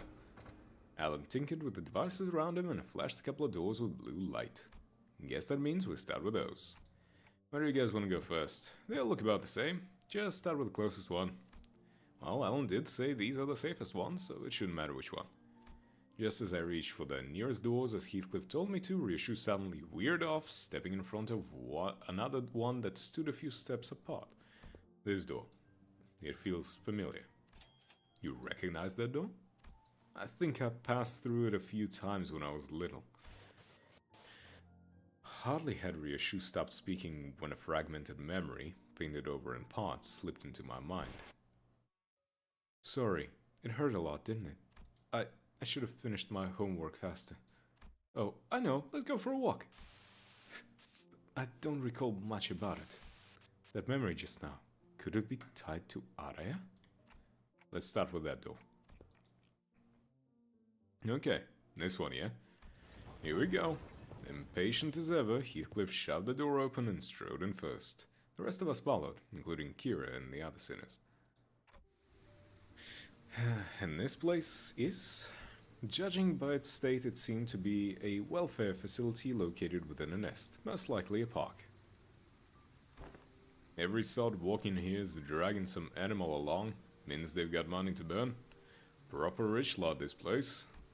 The walk the past Ryushu mentioned in her memory, and the sight of people fussing over their pets. Ah, that's about the dog. The dog, right? Pieces clicked together and I voiced the other memory I saw at the back of the House of Spiders. Did you ever come here with a puppy named Saru? Yeah, I remember that. Not a puppy though. Saru was a bit bigger by then. Sorry, it hurt a lot, didn't it? I should have finished my homework faster. Why isn't she getting any better? I gave her lots to eat. Oh, I know. Wanna go for walkies? You love walkies, don't you, Saru? There, this workshop Dad always visits. The door there is connected to the park. We can go right now. Ryushu's childhood memory burned bright into my vision before passing. That was her as a kid? Verily, such gentleness doth seem most unlike her. Young Ryushu. Hey Clock, who said you could show them my memories willy-nilly? No, like, come on, you know it's not something I can control. Get going. Back in the House of Spiders, I was the only one who could see the vision of Ryushu's past. This time, though, her memories seemed to manifest for everyone around, just like what we experienced in H-Cope with Honglu. Which probably means... What are you all staring at me? That's so random, what the hell? Did you not see you dead just now? See what? You guys zoning out together? Guess it doesn't apply to Kira. Then again, unlike it has been with Lindayu and Honglu, Kira doesn't have any direct connection to Ryushu. I guess it makes sense. Was that adorable hound thy companion of old, young Ryoshu? Indeed. My one and only best friend. And because of that, Saru would be locked away in the vault every time I had to depart on an assignment, with a spiral driven through her. The first ever leash. Looking back, it might have been a kind of fate had she died sooner. To inflict such cruelty upon a voiceless animal. How can such wickedness be born? What happened to Saru in the end? She died before her time. I don't recall why, but there was this day when Saru wouldn't stop whimpering in pain and I shut myself in my room, crying. You were? Not someone else? Who else? Of course it was me. Even after witnessing the fragment of memory, Heathcliff looked utterly unconvinced. And while I was grieving, Callisto offered a solution, said he would give me a gift the next day. And what I received was something he called the Beast-born Blade. A tanto that would whine and yelp in Saru's voice with every swing. No way! I always knew there was something creepy with a Robo-Ankh. So that's how he killed your dog, huh? No, he didn't kill Saru. That tanto was alive. Did you just say alive? Bloody hell. Alright, nutted that psycho. Her eyes were embedded in it like adornments, and it staring at me in accusation. The tiny heartbeat as though it was quaking with fear. It was a horrible sight, and I felt pity. So I shortened what remained of her time with my own hands. It got me thinking after hearing all that, why do you still mess with that odd thing then? Let's be honest, after seeing something like that, you'd want to steer well clear, yeah? Right? Those things he called artworks were also cursed, straight up nightmare fuel. Like, I haven't really checked out other ring artworks outside of Albino and Nussfathers, so maybe I'm just a noob when it comes to all that, but yeah, their stuff never gave me any art vibes, for real. I thought the same. Well, I was terrified at first, yet as I learned more, there was some facets that suited my taste. They'll find us appeal in those grotesque creations? From what you've told me about Callisto, it looks like he failed to stick to his own advice. But there is something he always used to say. Art is wholly subjective, and thus one must never expect the understanding of others. The uncanny, the horrible, there's beauty that lies in the grotesqueness of it all. Can't say I quite get it, but if you say so... Nah, but bloody hell, how do you end up getting used to that kind of thing? Why do you need to understand? You're not an artist. I got used to it, but that bastard Callisto's installation artwork caused night terrors and nightmares for... The scabbard moved. Ryoshu came to a pause. He trembled, but there was at once a strange loveliness to it, as though it quivered between fear and anticipation. Night terrors, crying from nightmares, in the House of Spiders. There was actually someone who got scared of ring stuff back in your day. I need to check something. We've seen enough here, let's go back. Yeah, let's. Nothing else worth checking around here anyway. Huh, I think the sword is starting to bleed memories back into Ryoshu. Well, not the sword, the scabbard. Araya.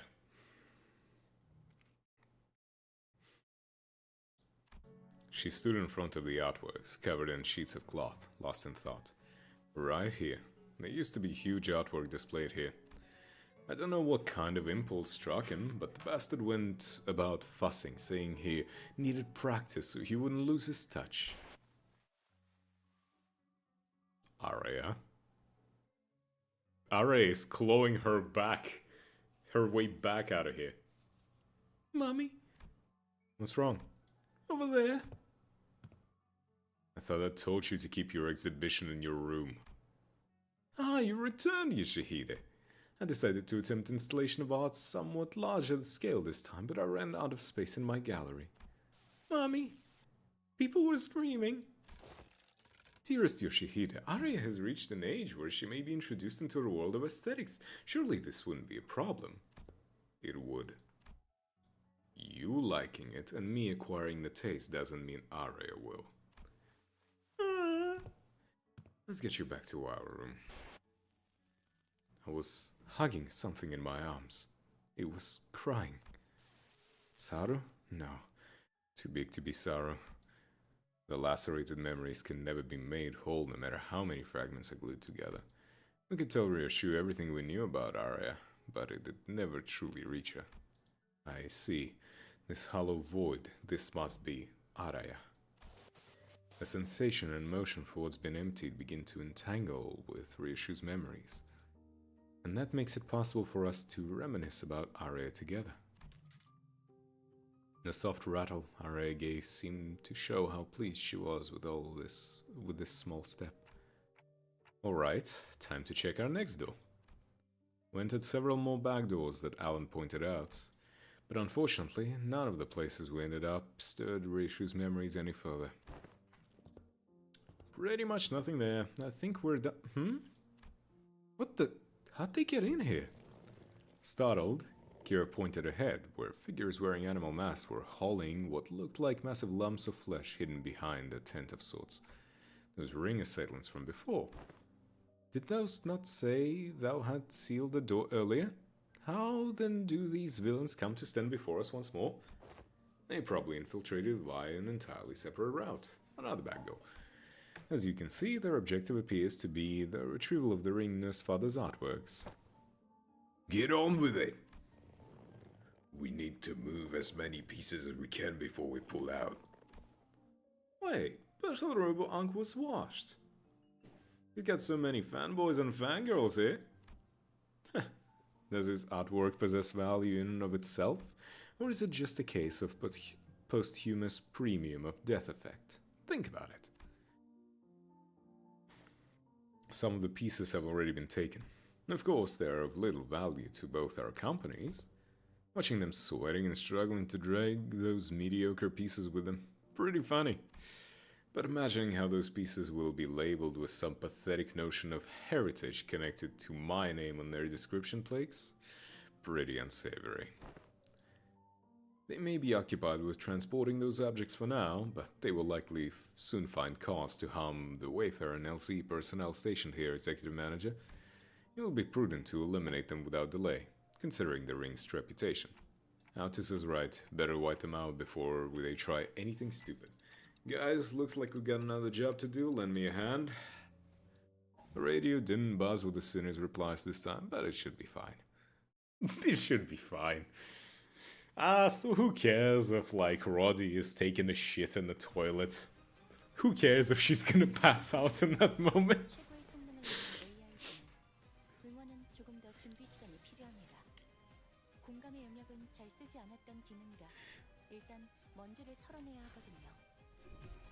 There is one thing I want to actually see, because I haven't done it since finishing the Kanto 9. That was 9, right?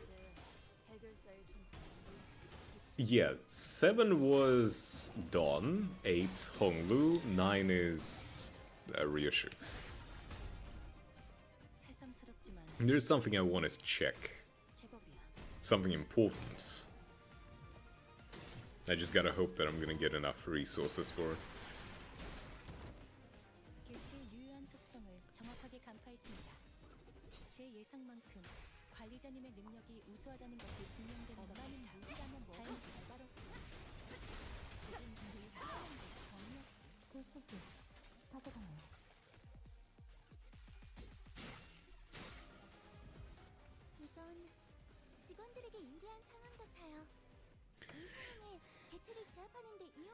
Time for some warm-up. Totally badass ass-kicking. The middle.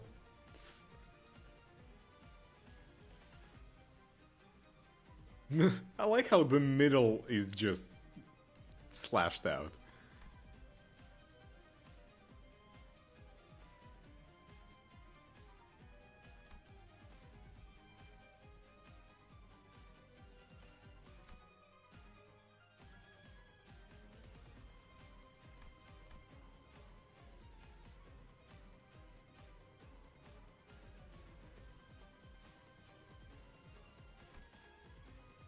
Huh.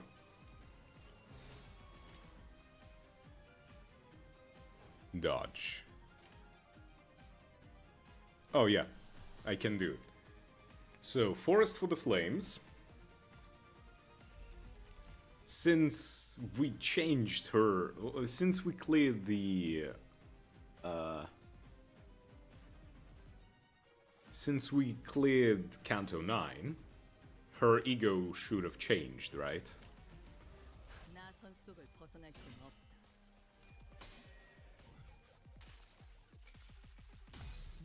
Overcome the searing hellfire for Arya to reality's extinction. Yeah.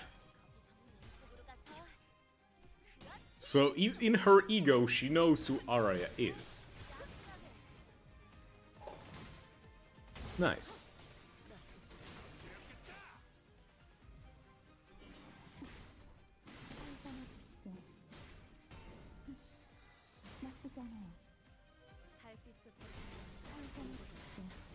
Are these guys gonna survive long enough for... Oh yeah, she got naked, hell yeah. 바리에게 해줄 이야기가 또 늘었군요. 꿰뚫려라. 괜찮은 공격은 나쁘지 그렇게 친해졌네요. 저희 뼈도 이제 혈관에 섞이게 나쁘지 않아요. Holy shit, Faust. You know, it's actually kind of crazy how good of a system they came up with. Because let's be honest, they don't need to design that many IDs anymore. Right? Think about it. All they really need to do is just, you know, take an idea, take a character that already exists, essentially slap a sinner's face on that, and say, this is the ID.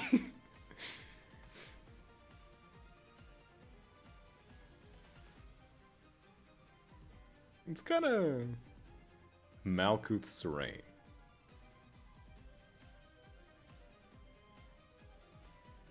An imperfect glimpse of the power that shall reign over the kingdom. 나선 속을 벗어날 수는 없다.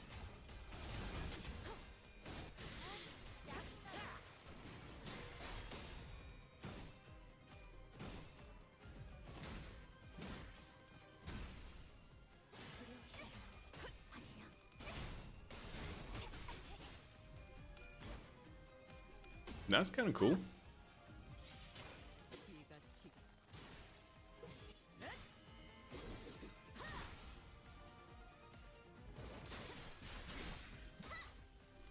So Malkuth is the last one, then.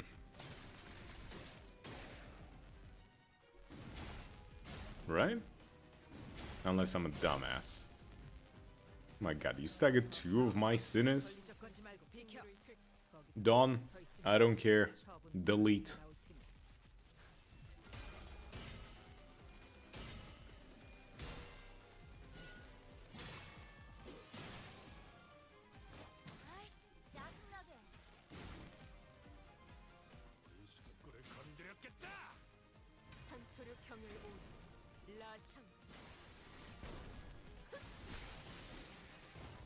Dawn, delete more. Yes. 그저 하염없이 모든 피를 먹은. 그렇게 황홀히 피어나고 피어나고 피어나라. 방금은 좀 쩔었는데. Bruh, you barely tapped him. What are you doing? You barely tapped him.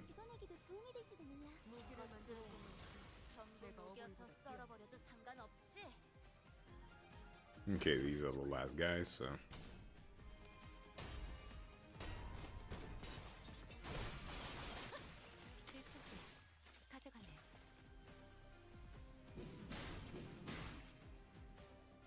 Alright. Right, fuck, I forgot to check something. Ah!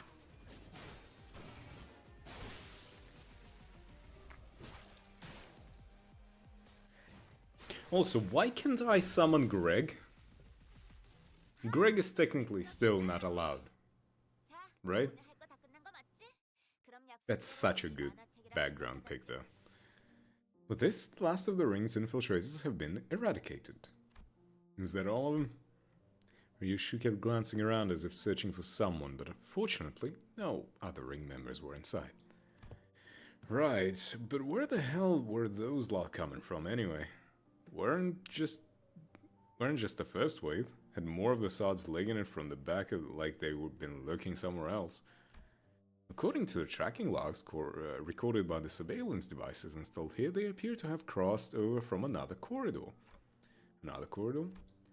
What precisely does the designation another corridor refer to? The room resembling a shopping mall, the one filled with batches of toys on display. Your company, if I recall correctly, designated as a corridor of the middle nurse father. Oh. And before we set off, do you have any information to share in advance?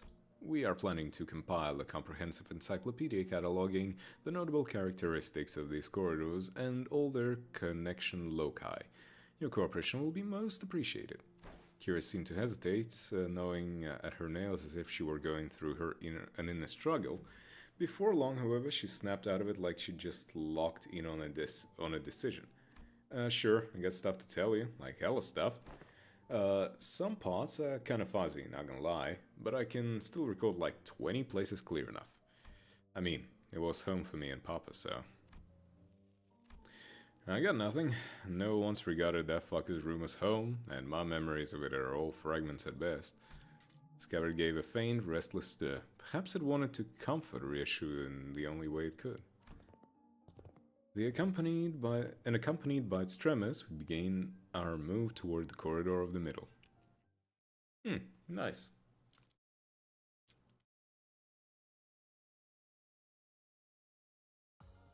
오랜 목마름도 어버이를 향한 죄책감도 피를 마시는 순간에는 생각나지 않을 거다.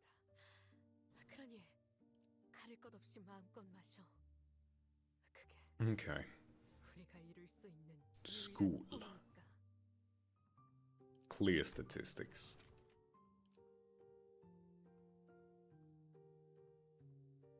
Damn.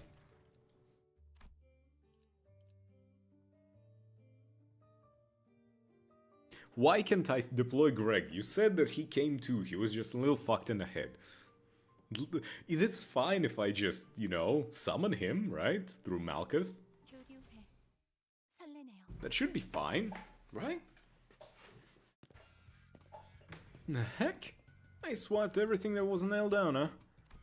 Fret not, I spy the half of thy worldly possessions. Articulated figs, figurines, video game cartridges. I'm not talking about my toy box, guy. I had hella many of them anyway. My TV's gone, the couch too. As Kira said, only a conspicuous empty space was left there where the television and the family couch set used to be. Oh, those LC researchers hauled them away. From the sound of it, they are going to set them up in their staff lounge. As for the leather and the ornaments, they said they will be selling them off. Yeah? Autis seemed to notice something the moment she got Kira a wistful look. The corners of her lips curled into a faint smile as she spoke with faint nonchalance. Who knows? With sufficient cooperations, perhaps they could become more receptive to the idea of returning those items. Assuming much? I never said I wanted them back. Anyway, I'll tell you all about what I know, so come this way if you want in. Those two doors here, made from paper and wood, they connect to S-Scope. And that one reinforced with steel, that one leads to Vico back streets, where, having lived here and made frequent use of the doors herself, Kira was clearly the right person for the job identifying where each door Wayfarer Company had asked us to explore went. Directed by Kira, and accompanied by Alan, we checked the doors one by one.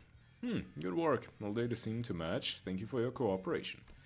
Until there was just one back door left to open. I know this isn't anything new, but I gotta say, These back doors are just too bloody convenient. Them portals too. It ain't doing anything shady like the warp trains early, is it? Yours is as simple as turning the knob and entering. Seems to me you'll outpace your business rival in no time. I'm a bit hard-pressed to agree with the too convenient sentiment when it comes to using backdoors and portals, but since your intent was to claim Wayfarer's superiority of the current W Corp, I'll take it as a compliment. Did I say something wrong? Every technology comes with a cost, Heathcliff. Aptly said. While this has been a workday relatively free of casualties, thanks to the quality information you have provided, do understand that Wayfarer Company's primary services include pathfinding, path security, and path maintenance. Which is not always a realistic thing in this goddamn world. Still, it's better than subjecting your, it's better than subjecting your, like, passengers on a train to being, go crazy and kill each other for millennia, only then to be essentially rewound and, oh nah, fuck that. Each of those services is fraught with life-threatening dangers for our employees. Some never return after embarking on a pathfinding journey, some are killed while battling monstrous entities, whose exact natures haven't even been confirmed yet, that appear in the liminal space between paths. It also costs a pretty penny to keep the secured path well secure. I'd say our operating cost is on the rather steep side, especially considering that we also trying to prevent our rivals from taking this corner of the market. Thinking back, I don't think I've ever seen Alan enter a door to a new location with his helmet off. It must be one of the precautions, just in case. Maybe his dry smile and unsettling lack of reaction to anything are hints that he's simply seen too much to be faced by most horrors. Still, our work has gotten considerably easier for this job thanks to the help from everyone here. Honestly, this partnership is working much better than I expected. Very well then, let's take a look at the last door. It's the door Papa used to walk through all the time. Follow Kira into the door, and the second I crossed over the threshold, a breeze carrying an oddly familiar salty smell tickled the tips of my nose, one of my clock hands. This one connects to somewhere in the general Great Lake area, it seems. Welcome to UCOB's giant stingray port ship. Stingray, huh? Why does that ring a bell? Hang on a minute. Is that place in it? The port ship that has Salon de Malheur, the private hair salon. Oh no, not Ricardo again! Heathcliff chimed in with a shudder, as though the sheer weight behind his words terrified him. Oh, doth it signify then that we shall finally be made audience to young Heathcliff and his hairdo most Lucius? Quit it with that Lucius nonsense, lass. Why encourage me now when you were so cavalier about blasting my villainous ass back at the lake? Indeed. Alas, 'tis true that punishment wrought upon our merry band has severely outweighed the crime. Wouldst thou not agree, young Heathcliff, that to put the coupons to use would remedy thy pain a smidge? Bugger it. I ain't even got anyone to spruce up for anymore. Sweet, then can I use them? We were regulars at the Malou place, Pop and me. Pop would ask for middle fam for favor and he'd bring loads of coupons back home. They give away a hair coupon every 10 visits, you see, so what am I even yapping about all excited? Kira, who'd seemed ready to launch into a cheerful rant, came to an abrupt pause like a bike tripping over a ledge. Her face fell as she lowered her gaze and scuffled a pebble away. Looking back, I guess Papa did a hella care for me, so why? But it's also true these guys went out of their way to get me out of there even though they didn't know me so well. Why is it gotta be so complicated? Matthias gave you that aesthetic. Gave you that anesthetic. BC? Bowl cut. The heck's a BC? Bowl cut? Bro, listen, like I said, that's not how you shorten these things. For some reason, Ryoshu seemed almost gleeful to hear Kira correcting her acronym. I fucking love this. It was reminiscent of that self-satisfied look she'd get after confusing us with those acronyms, especially during the early days of our bus journey. Thinking back, ever since Sinclair's translations became reliable enough, the sinners had less reason to voice their frustrations with Ryoshu's acronyms. Can I speak? Acronyms. Which in turn gave her fewer causes to snicker about. I'm not sure why, but something tells me that she might be making her acronym ridiculously comprehensible on purpose. If your conjecture is correct, Executive Manager, she has one tasteless sense of humor. From what I recall, the toys and games he was into were pretty retro. Must have been annoying to play along. At first, but the more I played along, the more I got into it. Still corny and juvenile as shit, though. I know aught of that conflict within thee. Trifling and apocryphal they may be, yet we are all compelled to peel hindwards at the interests of the family. Yeah, I wanted to know what Papa was into, to really get what he was talking about. Besides, I needed to know those things if I wanted to chat him up and talk about a mutual subject, so...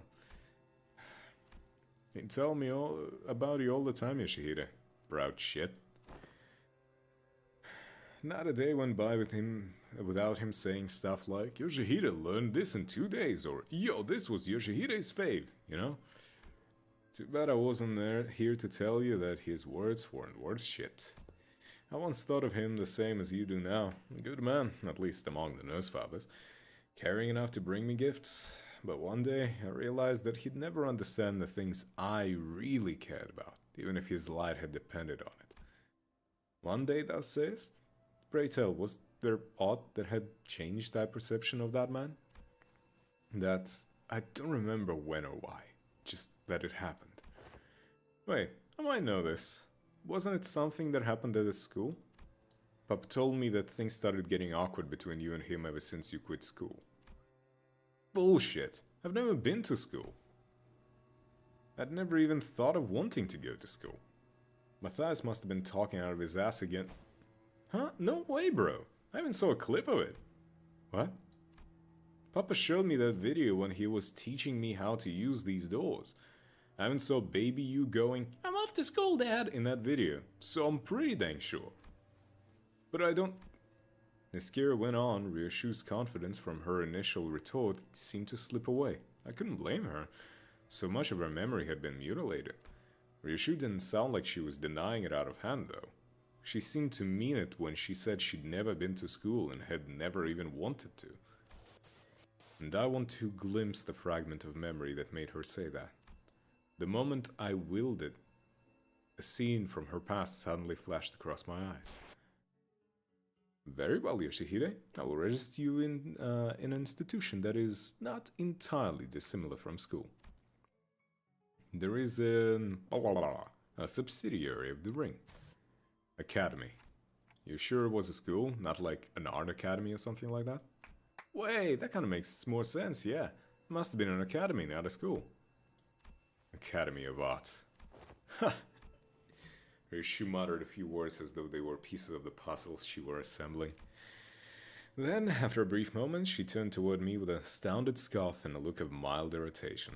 Clark, you deserve a smack. Oh! Then lightly smacked me upside the head with a scabbard. What was that for?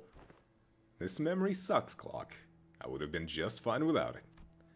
But at least I got to remember the incident that changed my perspective of Matthias. Dad, how do I go to a school? School, Yoshihide? Well, I don't see why you wish, let alone need to go to such an institution when we nurse fathers are here to provide you with all the education you require. You would later find our unique style of homeschooling to have been much more enlightening than trudging through any of the Nest formulaic educational systems. But Dad, I saw him in a picture book. I don't have any friends here. Oh, Rian and his pointless... But it is true that there are qualities that can be learned only through group erudition that engenders competition. Very well, Yoshihide. I will register you in an institution that is not entirely dissimilar from a school. Really? I intend to send Yoshihide to an academy as part of my educational curriculum. There is an Academy of Art subsidiary of the Ring. Companionship with other talented children of approximately her age will nourish the spirit of inspiration that will guide Yoshihide's growth. The prescript approves. But, Callisto, I'll tell you now that you might be making a mistake. And how are you so certain of that? Do elaborate if you can, hand puppet of the prescripts from whom every aspect of existence is articulated. What do you even know of choice? And of what is right or wrong? And off they went. Perhaps a little more situational awareness would have prevented what is to come. Callisto had found me a rather decent academy. The artworks that used to scare me when I was alone weren't so bad when I was with the other kids. No, that's not quite it.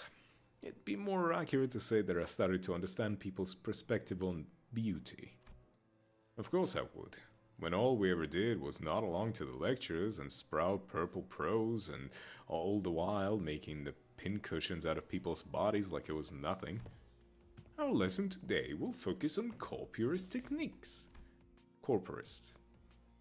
Now, take a good look at the diagram here, then the mannequins before you. Weave the blood vessels in the same pattern as the diagram, and...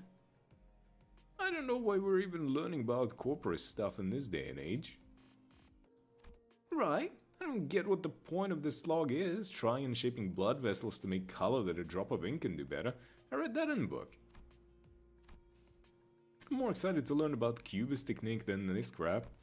Honestly, why is this washed up movement even a part of the curriculum? It's just boring, shallow gore stuff. No, yeah, it's gory, but it's boring and shallow only because you guys are bad at it. Damn, Ryoshu. Oh, they're gonna be upset at you for saying that. What? Oh, you mad because your daddy's a lame corporist? Oh, is he? No wonder her stuff is just as out.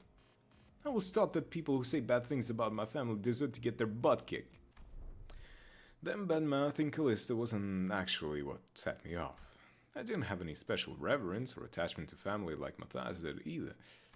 It's just what I was taught to dislike, that's all. Just one of those tantrum kids of that age have. Kids will be kids and all that. I'm home, Dad. Hey, buddy, you're home early. Oh, man, must have been playing roughly today, huh? You got dust all over. Got into a fight. A fight? Yeah, they kept saying dumb things about class stuff, so I smacked them. What about you? I didn't hit you anyway, did you, buddy? On my cheek, but it's okay, because I've pinched them this many more times. Did I do good? That's my girl. Dad? Where are you going? Oh, you know, just got some business to take care of. Why don't you sit tight and work on coloring book? Then I'll be home before you know it. Okay. Is it bro business? No, it's family business. You telling me that this bastard went and killed the kids? I ain't seen what's so bad about taking care of your own. Them snotty sods don't learn respect lest you beat it into them. Huh. If only he'd been a simple-minded fool like you, then the story would have been ended right then and there with a pat on my head. What? Papa, I mean the middle doesn't stop there. It never does. You hurt a member of the family, that automatically gets you written up in the book. Yeah, and he did what he did in the end.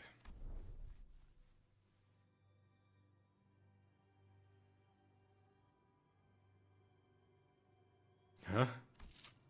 Ah, there you are, Yoshihide. Is class starting already? My diligent little girl. Wonder who she takes after. Dad?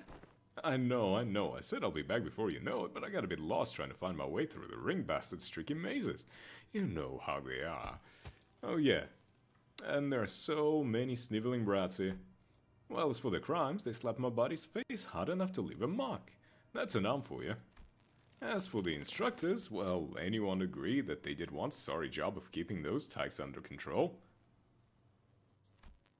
In that case, pursuant to Title 2, Section 52 of the book, execution by beheading. They clearly didn't get much use for what sits on their shoulders, eh? Huh? How do you like it, buddy? Papa's the best, ain't he? How dare he? Such senseless, barbaric violence! Uncultured, uncivilized animal! Hmm. Do not be discouraged, dearest Yoshihide. I have eyed out every another academy worthy of your talents. It's a much more significant and prestigious institution this time. I assure you, even an imperate berserker like Matthias wouldn't dare force his way into such a place as he did the previous academy. Don't wanna. Yoshihide, I don't wanna go to an academy. I don't wanna go. I don't need friends anyway. For all his posturing, nothing that was ever important to me held any significance to Matthias. He took a lot away from me just to feel good about himself. So I hoped he, more than anyone, would never find out about the things I held dear, because I was afraid he would take them away from me like he did to the others. Oh, he did the others. But he'd always catch on faster than he had any right to. Every contract he took me away from the house, the spiders made me tremble anxiety. Because I was worried about...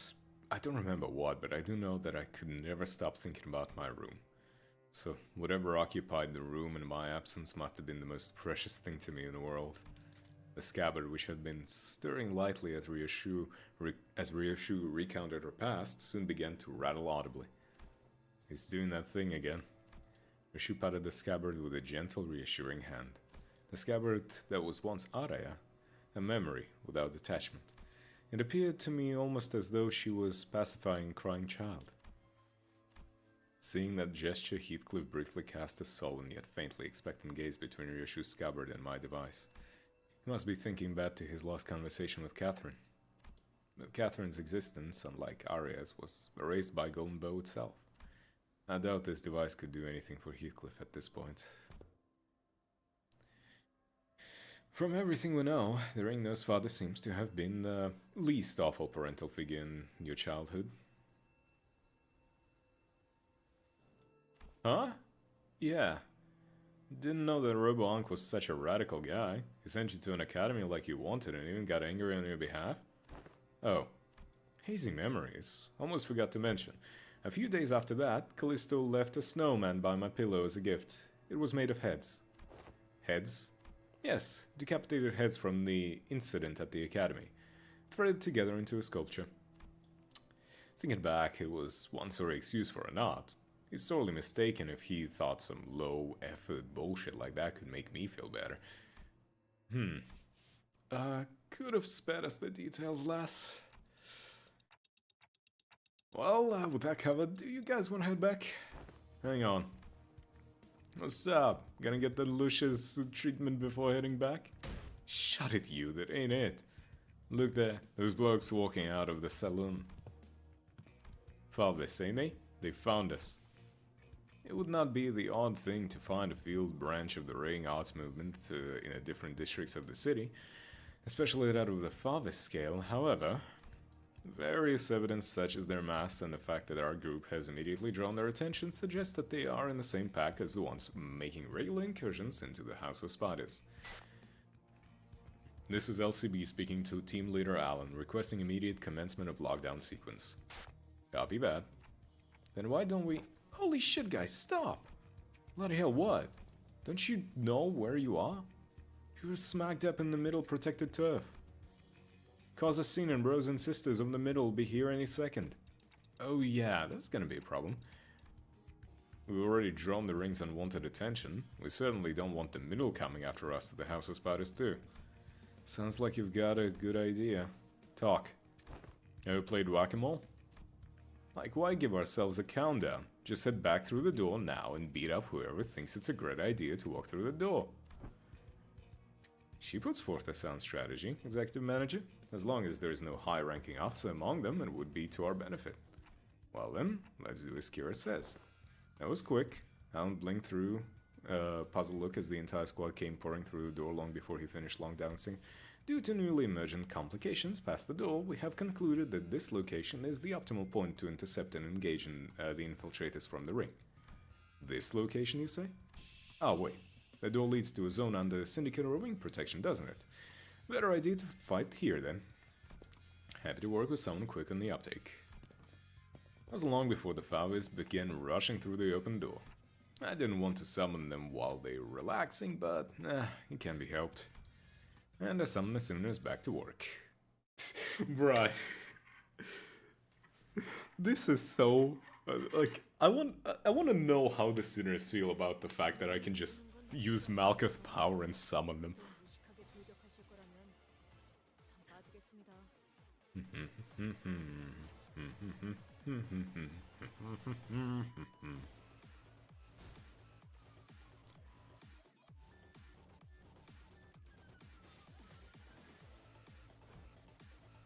I think I want to do a bit differently.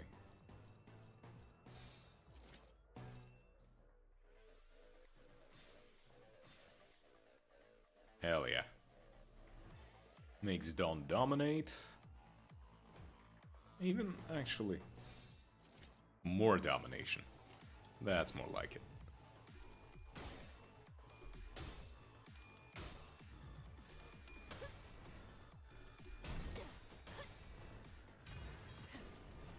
꿰뚫려라. 이래서 장비는 속성별로 준비해달라고 부탁해놨었지. Repressed flesh. 그랬으니까 이만큼 효율적인 이유가 없잖아.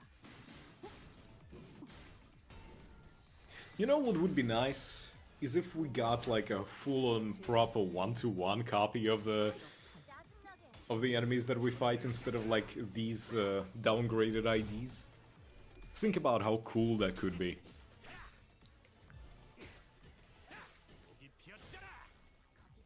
Huh? That would be so much better.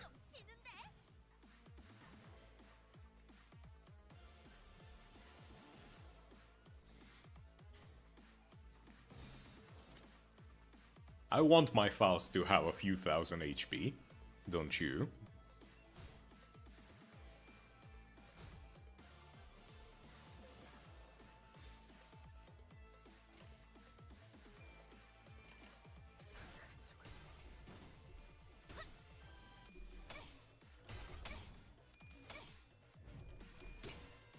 There we go.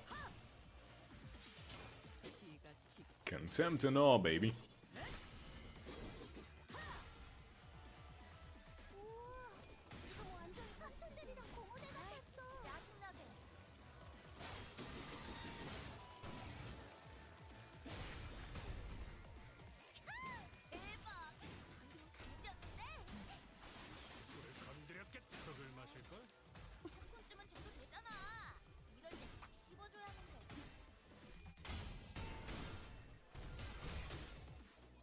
I staggered that guy by guarding. Hell yeah.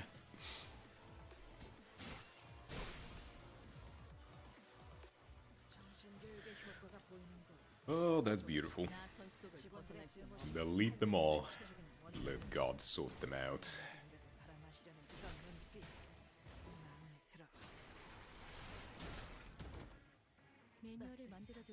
Yes. Slash. Slash. Would be nice if you could, you know, get a little bit more SP, but I'll take it. Alright, these guys are applying the colors on me. You have the blue on you. And rouge, I think, as well, right?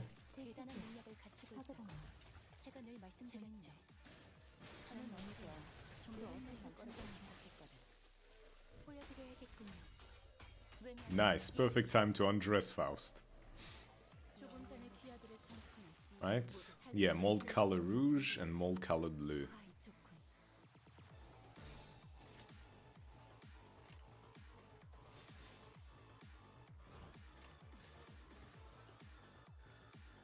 Oh, those are all clashable bullshits. Nice. Yeah, I don't mind just not having to deal with them.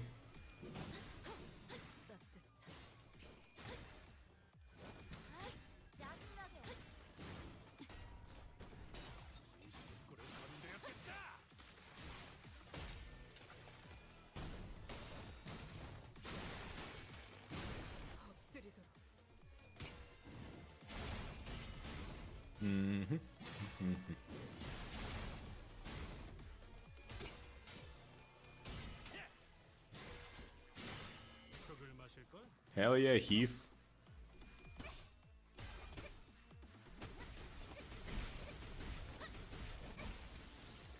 Holy shit, Kira. You just fucking pummeled that guy.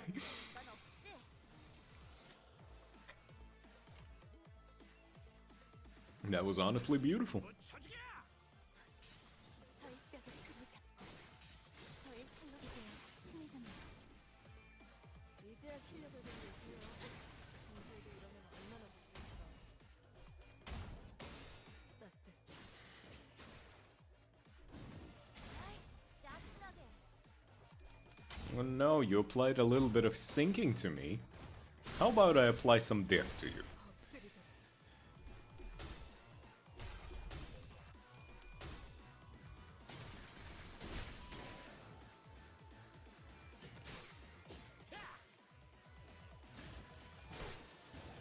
Overture! How dare you hit Kira? 기우팀의 지각한 완벽한 공격이었어. 벗어날 수 있다고 생각했나? Well, that was a good fight. 유익한 Me 점이 likey, 또 하나는 me enjoykey. 도시에는 내가 모르는 것들이 많아. 이렇게 하나씩 알아가다 보면 파우스트는 Paust. 이번이야말로 완성했어요. 마에스트로님께서도 인정할 수밖에 없을 완벽한 걸작을. 파시아도 파우스트의 생각에 동의한다고 하네요. Oh wow, I only made it through the third of it? Oh, this is a long intervallo. Ugh. Okay, we'll keep going. Miseries. And my enemies. Okay, that about wraps up the middle's corridor. Thanks to you folks, we managed to cut the door cataloging workload by 80%. I really appreciate everyone going the extra mile to check each and every door too. Made my life a whole lot easier. It's all thanks to the manager's excellent strategization.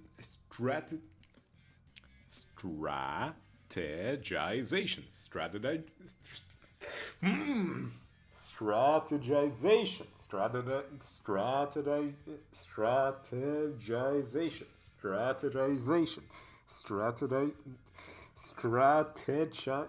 Fuck, I will get it right. I need to be able to speak this shit fast. Strategization. Strategization.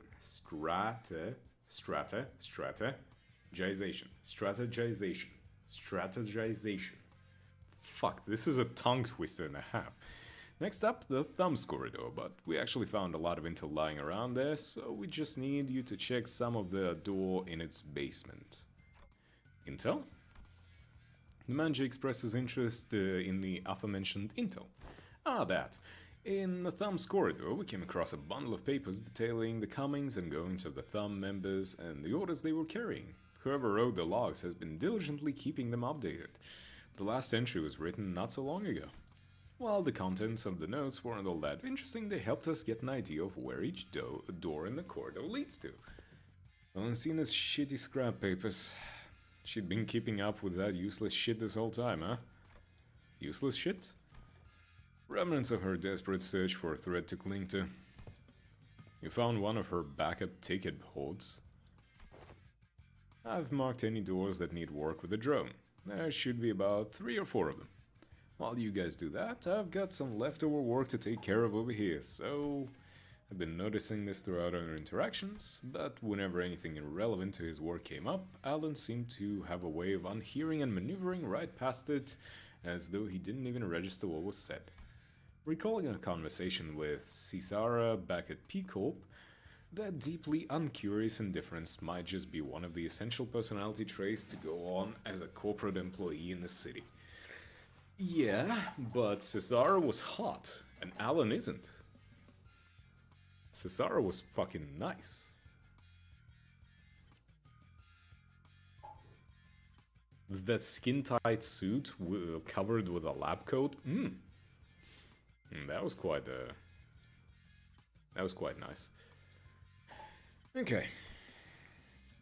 Understood. We will explore the areas past the marked doors and return here. Thanks a ton. Well then. With Alan returning to where the other Wayfarer Company employees were huddled around, we decided to follow the corridor to the left. Hey, there's someone in there. More of a ring, maybe?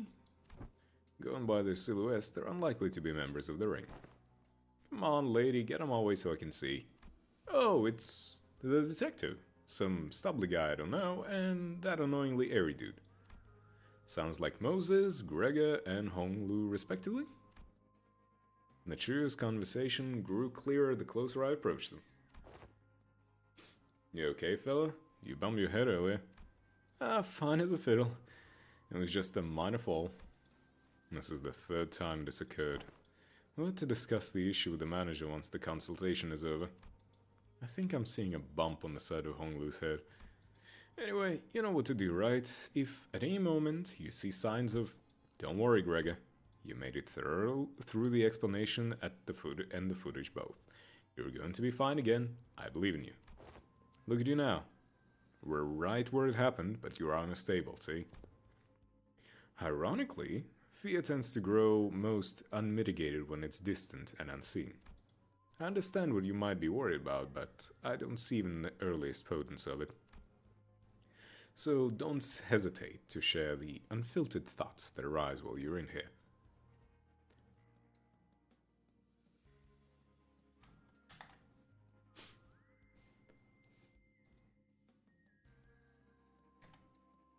This...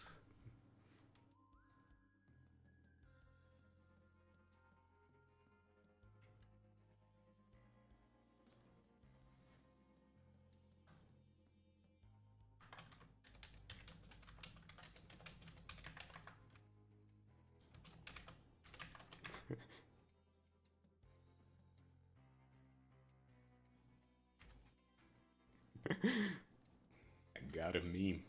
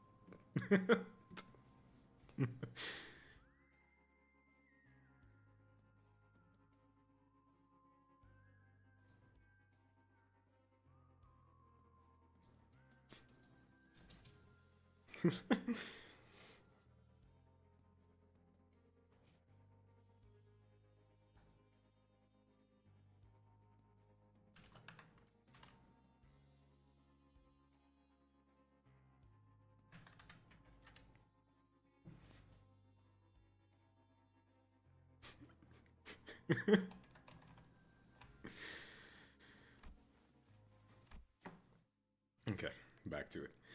I know what I saw in the footage, but I'm still having a hard time believing it, or I don't know. Maybe I'm just avoiding the truth when it's staring me right in the face. My case is nothing like Don Quixote's. She just needs to keep her shoes on and it's all good and dandy for her, isn't it? Things don't work out that way for me. Whatever they're talking about sounds like hella deep, guys. You sure about eavesdropping on him like this? Gibbs is always weirdly cagey about himself. Maybe now's a chance to learn more about him. He's sharing such an interesting stuff about himself for once. Why walk away? Don Quixote gives a nonsensical interpretation of Ryoshu's acronym as Kira rolls her eyes out of exasperation. Between the bickering sinners and Kira, however, Otis stands in silence with an inscrutable look on her face. She is listening to the exchange between Moses and Gregor like a woman possessed. Okay, let's keep listening then. Otis was right, damn it. She was right all along. The war isn't over. It never was. It can't ever be over as long as this fucking joke of a gift stays attached to my arm. Barbed words. Now, let's revisit a question you couldn't answer while the footage was playing. Hopefully it's become easier to answer now. You've been using that arm to fight just fine so far. How? I don't mind fighting hostiles or enemies. I'm not the kind of person who worries about people trying to kill me. But killing my comrades, that changes things, doesn't it? I can't even control it. There's nothing I can do to even brace for it. It's unstoppable. Like some kind of time bomb counting down to unleash a disease you never know when its symptoms will set off. Even Heathcliff, who always the first to step up when people began to spiral into self-hatred, stood in conflicted silence, his lips drawing a hard straight line. Besides, Gregor wasn't wrong in that. At present, there wasn't any way to stop his transformation should it occur again. We've still got a good chunk of the journey left, and eventually we'll have to... No matter what lurks in the past of us sinners, even if they have killed hundreds, thousands, no, tens of thousands of innocent people, will you still embrace them? We'll eventually have to confront an even darker, bleaker truth of the war. Can I really trust Gregor not to crumble under the inevitable pressure? I see.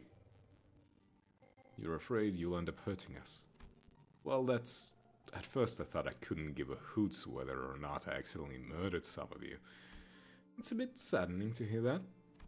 You know how it is, Honglu. We, the bus team, we don't exactly get off to a rocking... Didn't exactly get off to a rocking good start.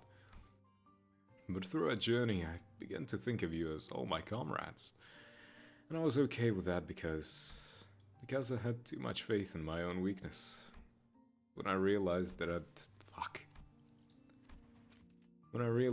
grown so weak that I couldn't even take down some backstreet thug with his arm, I was relieved. Imagine that, the same arm, my arm, a weapon that stabbed the heart out of countless people during the Smoke War. I'll be honest, when that Hohenheim fellow said that I was an exception, the thought alone made me hope. Exception. Potential to be harmless, weaker than even a nonchalant little like he sang. It made me hope for a life that didn't sound so bad. We all know how that went though, don't we? Blew up in the worst possible way. And after all that, I just couldn't bring myself to fight again. Because I no longer know when this fear might eat me up again. Because I'm constantly afraid of this damn gift manifesting again. The same fear you've carried all this time. How did you endure before it? Badly. Barely. Holding on to the idea that the living's gotta live on and nothing else. This really brings me back years. The memories are so clear that it's like they all happened yesterday.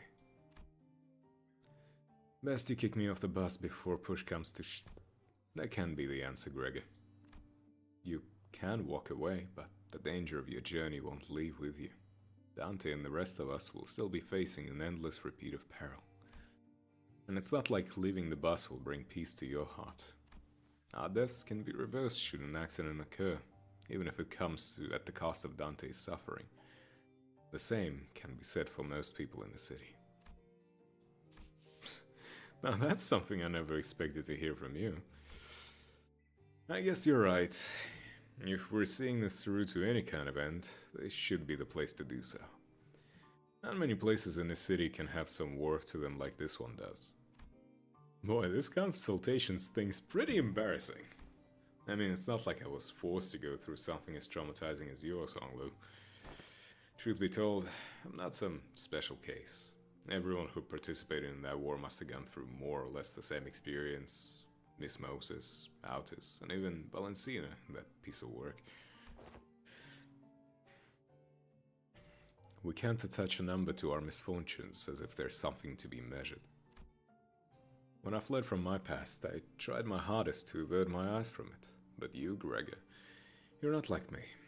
Every few steps that distance you from the past, you'd come to a pause to spare a look toward the path you had walked. All those years I let slip by, all those that slipped you by are dotted with fathoms of suffering that are both insufferable and beyond measure, ineffable and beyond measure. Different experiences, different pain. Still, if there is one thing common to everyone, it's that trauma leaves after effects that linger for a long time. What are yours? I dislike loud noises and people who talk too much. They sound too much like the cacophony of the war, like screaming comrades who resented me even as they lay dying. And the wounds they left in my heart let me dry. But I thought you were fond of Miss Ezra, Miss Moses. I've talked too much. That aside. Haven't you heard your fill? Might as well come out from that corner you're hiding in. Oh man, they knew we've been dropping eaves this whole time. I was actually waiting for just the right time to come out and say a few words, but I couldn't find an appropriate moment to. Ah well, I would have had to share this with Manager Bud of the rest of you sooner or later, so I don't really mind, but...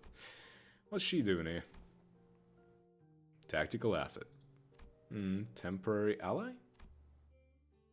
Temporary accompaniment.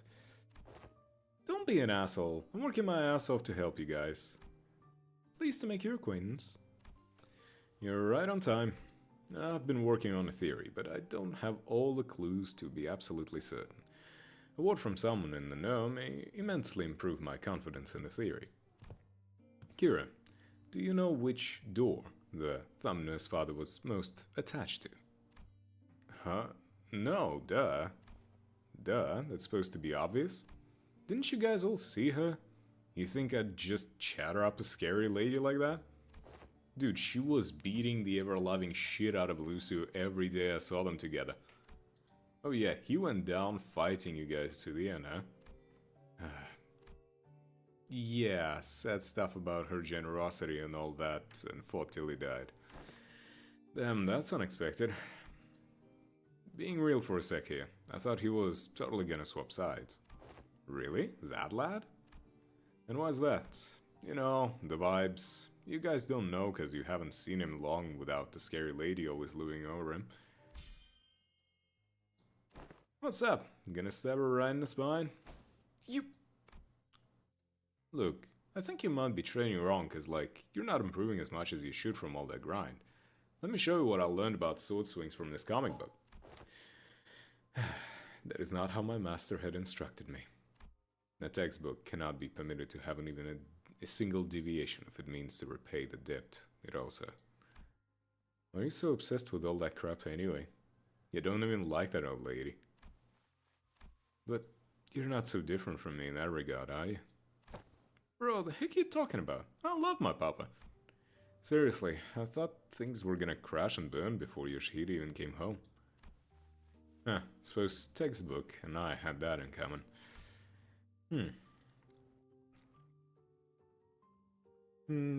If this one doesn't know, let me redirect that question toward you, Ryoshu. Hopefully this touches upon one of the more intact memories. Do you know which of these doors the Thumbner's father showed particular attachment to, or the door she used most often? Well, ask me.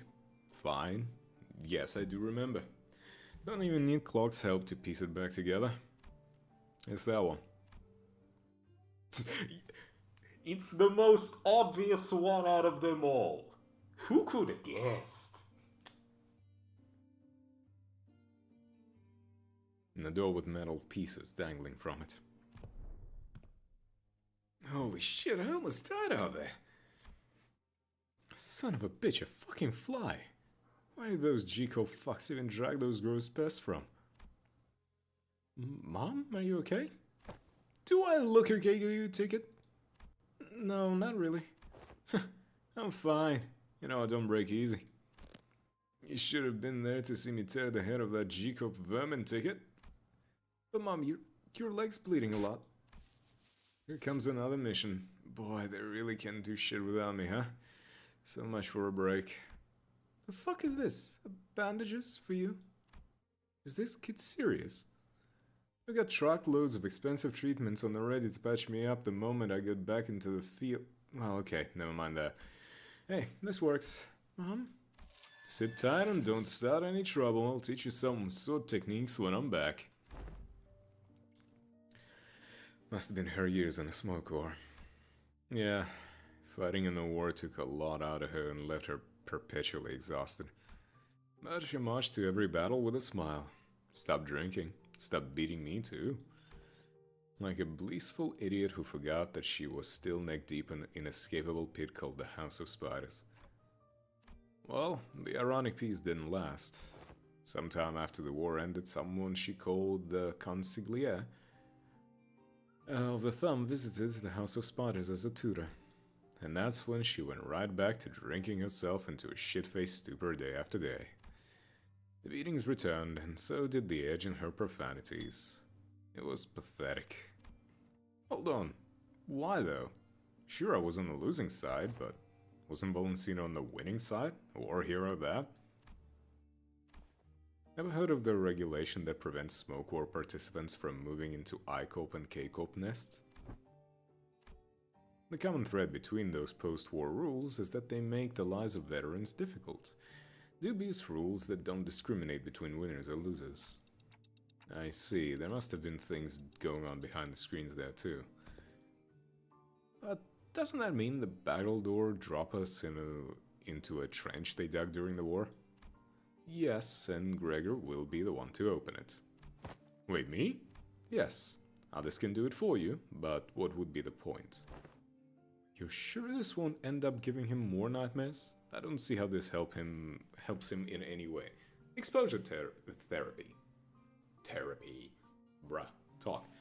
Exposure therapy. Get him used to it. We do not have any means to treat whatever it is that slumbers within his arm. However, I would surmise that the underlying cause of his sudden transformation, wasn't the arm itself. Then what? It's trauma. His arm took control after his psyche was crushed by the weight of the unspeakable memories coming back to haunt him.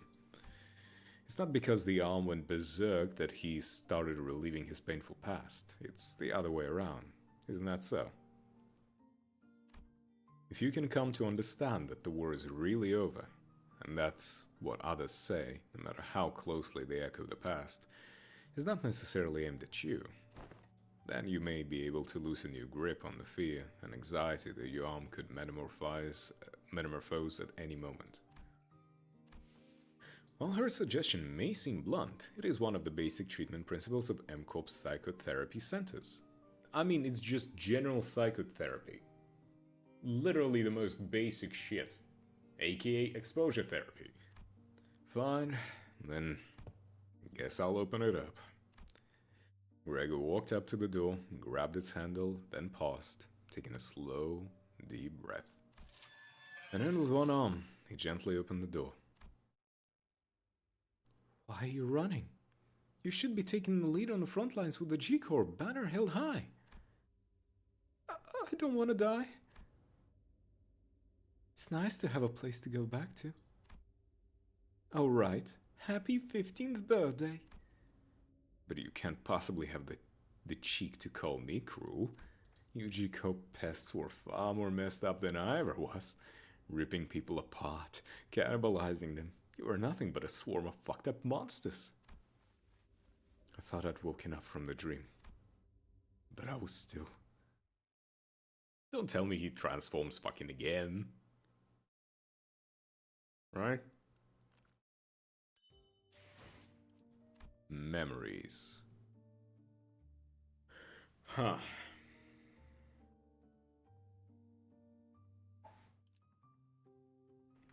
I kind of want to stop here for a moment.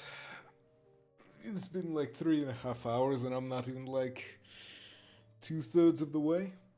I'm thinking it might be a good idea for me to kind of like cut it off short here today, then finish it off tomorrow.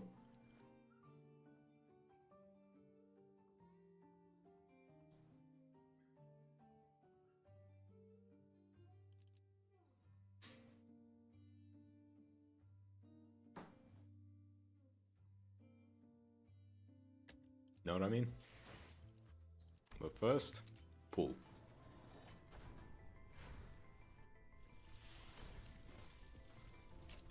God damn it.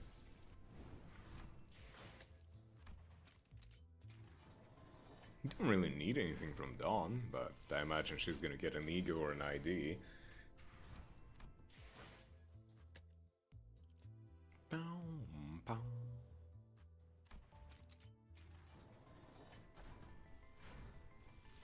Oh? Fuck you, game. You're giving me shit Claire of all things. Why now?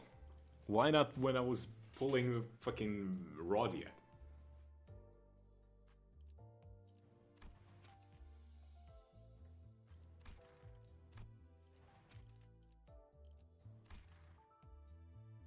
Unfair. Bullshit. Don't like it.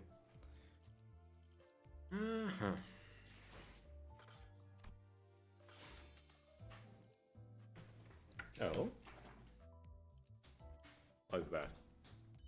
Oh, I guess I did like one mirror dungeon run last week. Like extra.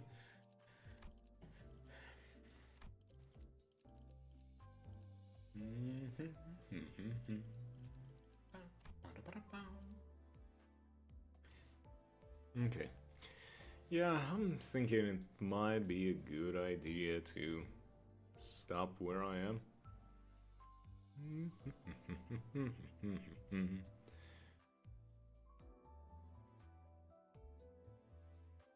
Yep.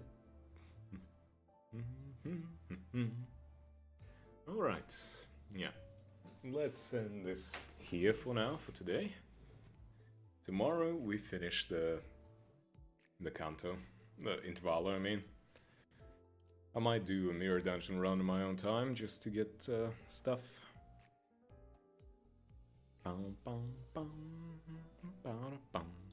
Alright.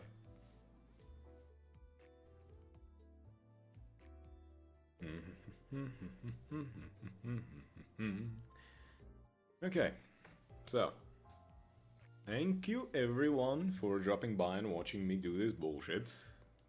Even if I couldn't speak properly for a lot of it, because I don't know. Yeah. Thank you Eclipse for dropping by, thank you Grim for hanging around for a while. Thank you Paulo and Curry. Thank you Paulo for the raid, thank you Curry for the follow. Thank you Top Hat for dropping by as well. And also thank you Phoenix for dropping by. Thank you everyone for who dropped by, lurked, chatted, all of you wonderful, love you all, and I'll see you tomorrow. Because tomorrow's gonna be more of this same shit. Because I gotta finish Intervallo fast. But I don't wanna go for too long at a time because reading takes a lot out of me. And I've been fucking mostly... It was what? 2 fights? 3 fights? It was 3 fights in 3 hours. It was 3 fights in 3 hours. What the fuck? Okay. But yeah. I'm gonna go now. While I still have the energy to. Alright, thank you everyone. Good night, good luck, whatever the fuck. Bye-bye.